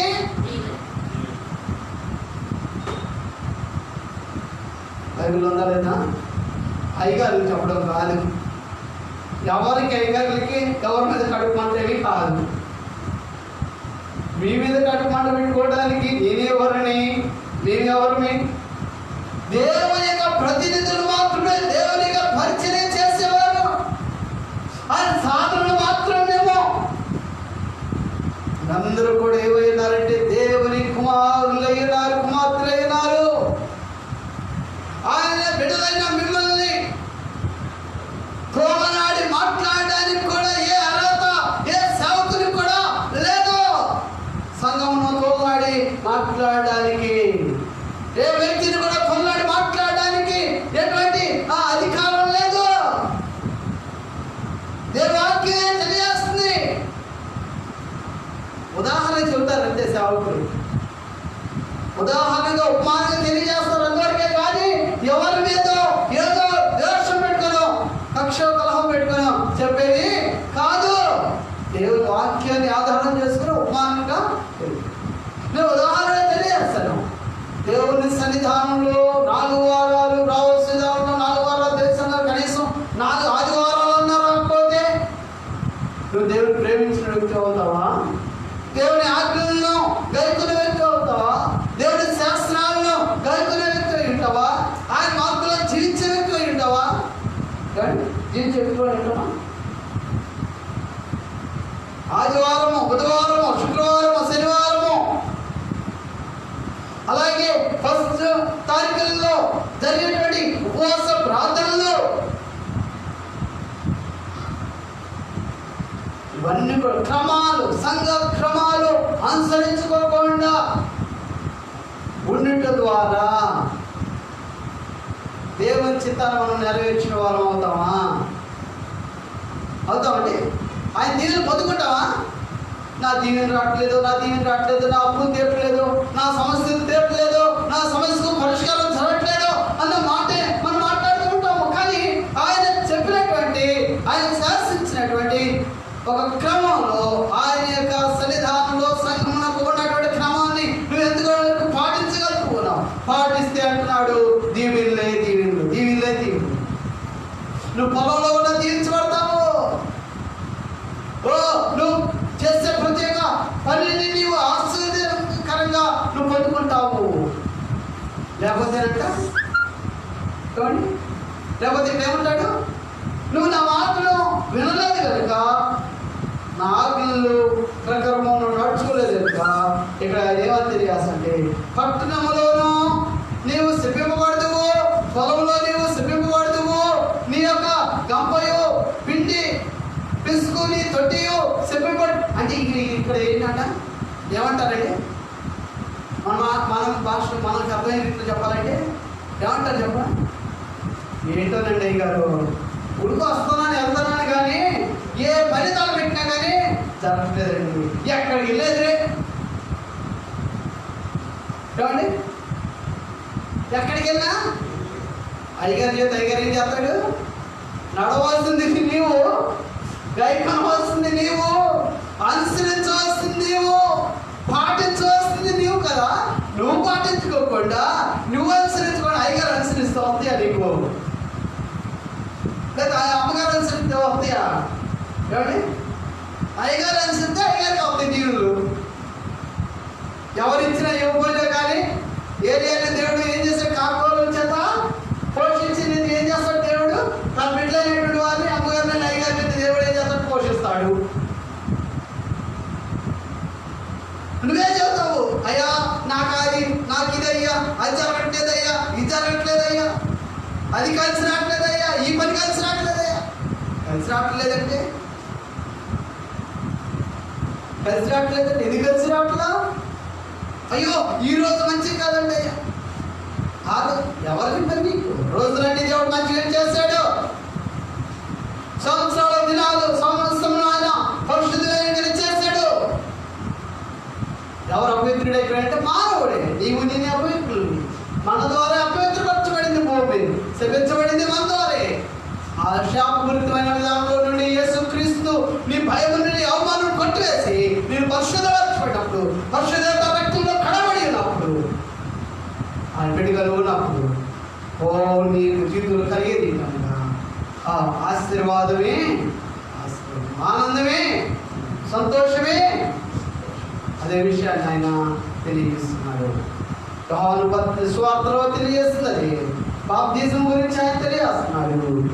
అయితే తీతు రాష్ట్రపతిలో వచ్చేసరికి బాప్తిజం పొందినటువంటి వ్యక్తి యొక్క జీవితంలో అసలు ఎలా జీవించాలన్నది అక్కడ ఆయన తెలియజేస్తున్నాడు. నీవు నేను కూడా అతి పరిశుద్ధమైనటువంటి విధానం మనం కలిగి జీవించినప్పుడు దేవుని యొక్క ఉన్నతమైన శక్తిని, దేవుని యొక్క ఉన్నతమైన తన మహిమ ఐశ్వర్యము నీవు నిన్ను మనం పొందుకుంటావు.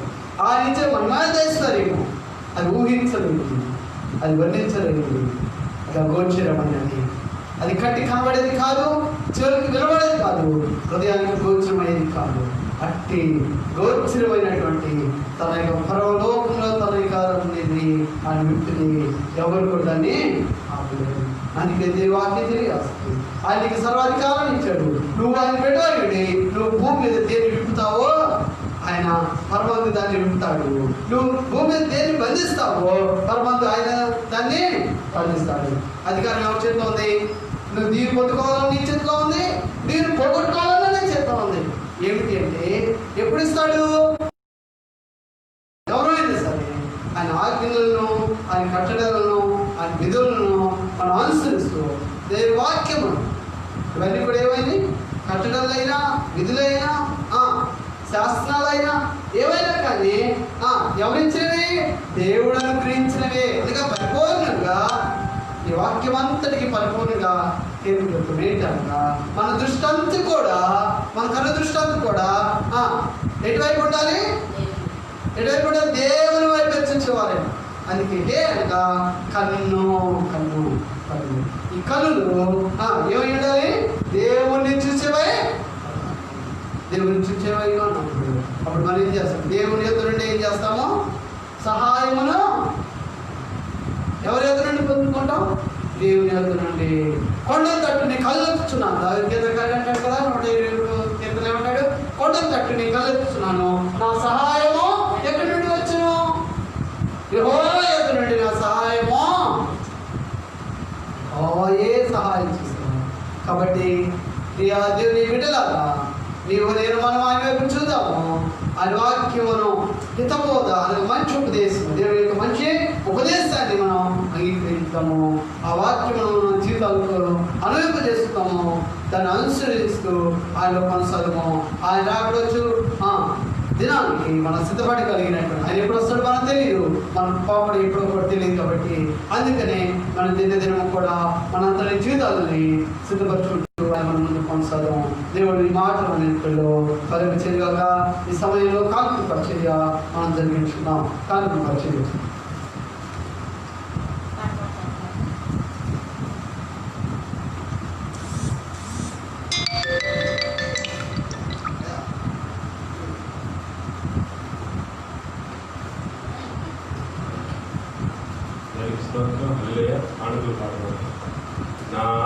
నార్పణలు నీవు పరిశుద్ధ పరచుచున్నావని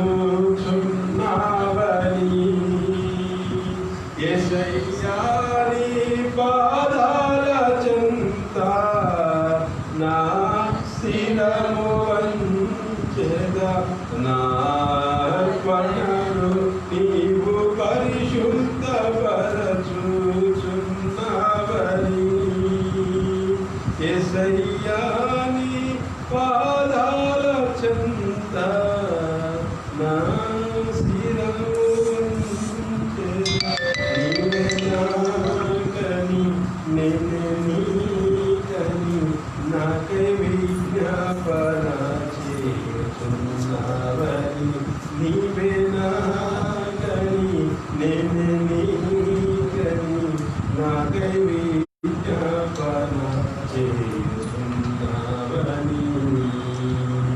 ఆదరణ లేని ఈ లోకములో ఆనుకుంటేనే ఎదుకే నిలిచే నీపైనే.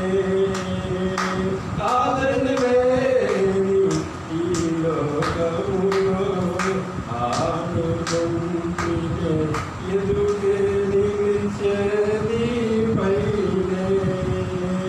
అనురాగ సీమలో అనుబంధము పెంచిన నీతో అరణ్యవాసమే నాకు మేలాయెను. అనురాగ సీమలో అనుబంధము పెంచిన నీతో అరణ్యవాసమే నాకు మేలాయెను. నార్పణలు నీవు పరిశుద్ధ పరచుచున్నావని యేసయ్యా నీ పాదాల చెంత నా శిరము వంచెదా. హల్లెలూయా. చెడు ప్రార్థన ఆశ్రయించుకున్నాము.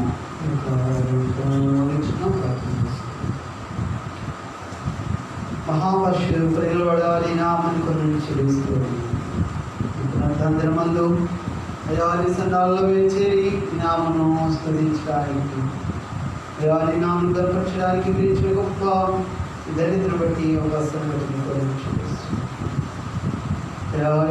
మమ్మల్ని అనారంలో మమ్మల్ని మీ బిడ్డలుగా చూసుకో. మాకు విలువ లేని మాకు విలువను మీరు అనుగ్రహించేసినారు. ఈ పరిశుద్ధ రక్తం కడవబడి మీరు మాకు ఇచ్చినటువంటి గొప్ప యోగ్యతలు బట్టి నీకు చెల్లిస్తూ పరిశుద్ధానికే వందనాలు. చూస్తూ అయ్యా బిడ్డలుగా మేము ఇలాగ జీవించాలి.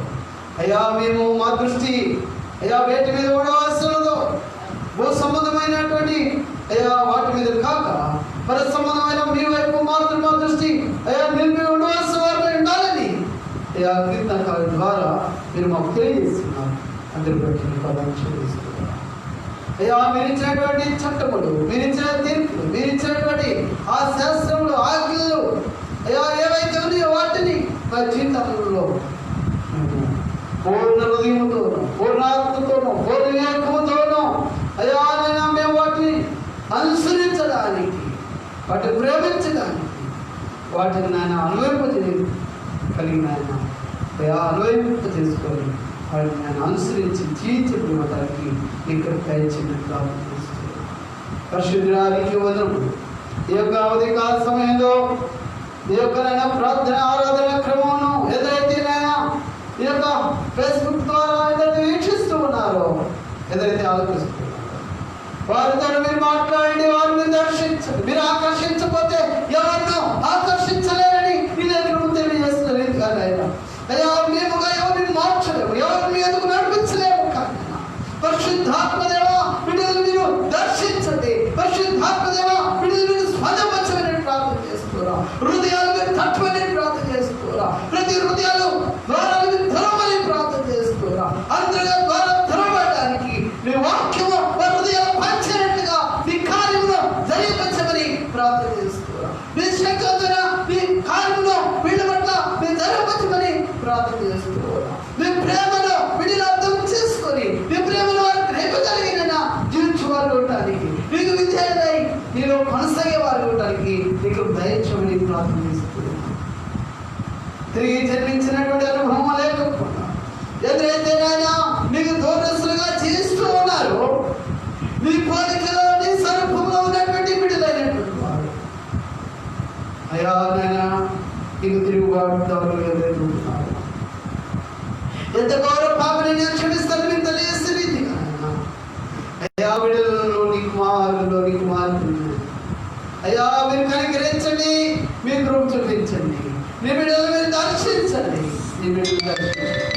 నీ బిడ్డల మీద నడిపింపజేసుకోమని ప్రార్థన చేసుకోండి. నూతనమైనటువంటి జన్మను బిడ్డలు పొందుకొని, నూతన ఆత్మను పొందుకొని, నూతన శక్తిని పొందుకొని, నూతన అనుభవం కలిగిన వారై నిరక్షణ కొరకు సిద్ధపడి కలిగిన బిడ్డలుగా ఉండడానికి నీకు దయచేయమని ప్రార్థన చేసుకోండి. ఈ లేఖను తెలియజేస్తుంది. ఏ ఒక్కరు నశించిపోవడమో తండ్రి చిత్తం కాదని మీరు తెలియజేస్తుంది. నశించిన దాన్ని ఎదిగి రక్షించడం కొరకు కుమారునికి లోకానికి వచ్చినారని అయ్యా మీరు ఈ లేఖల ద్వారా తెలియజేస్తుంది. విధానంలో ఎదురైతే నశించిపోతున్నారు వారందరూ మీరు రక్షించుకోవాలి. అయ్యా రక్షించబడిన బిడ్డలు అయ్యా అనేక రీతిగా సాకులు చెప్పచ్చు, అనేక రీతిగా సందేహపరచు. ఎదురైతే జారిపోతూ ఉన్నారు, తొలగిపోతూ ఉన్నారు, పడిపోతూ ఉన్నారు, ప్రతిరోజు ఉన్నారు. అయ్యా వాళ్ళందరూ కూడా నీ వాక్యము వెలుగు చేత మీరు దర్శించు. నీ వాక్యము వెలుగు చేత మీరు నేను బిడ్డలను దర్శించు. బిడ్డల వారిగా జీవితాలను వెలిగిపరిచేయండి. ఆత్మ జీవితాలను మీరు వెలిగిపరిచేయండి. దివిటి వెలుగవలసిన రీతిలో తన ప్రకాశమును ప్రకాశింపు చేసేవారు ఉంటారు. తమ జీవితాలు తమ వెలుగును తనకు కనపరిచేవారు ఉంటారు. తమ ద్వారానే కొన్ని ఎదుగు నడిపించే సాధముడుగా ఉండటానికి మీ కృప బిడ్డలు కొరకు ప్రేమించమని ప్రార్థన చేస్తాం. బిడ్డగా దయచేయండి.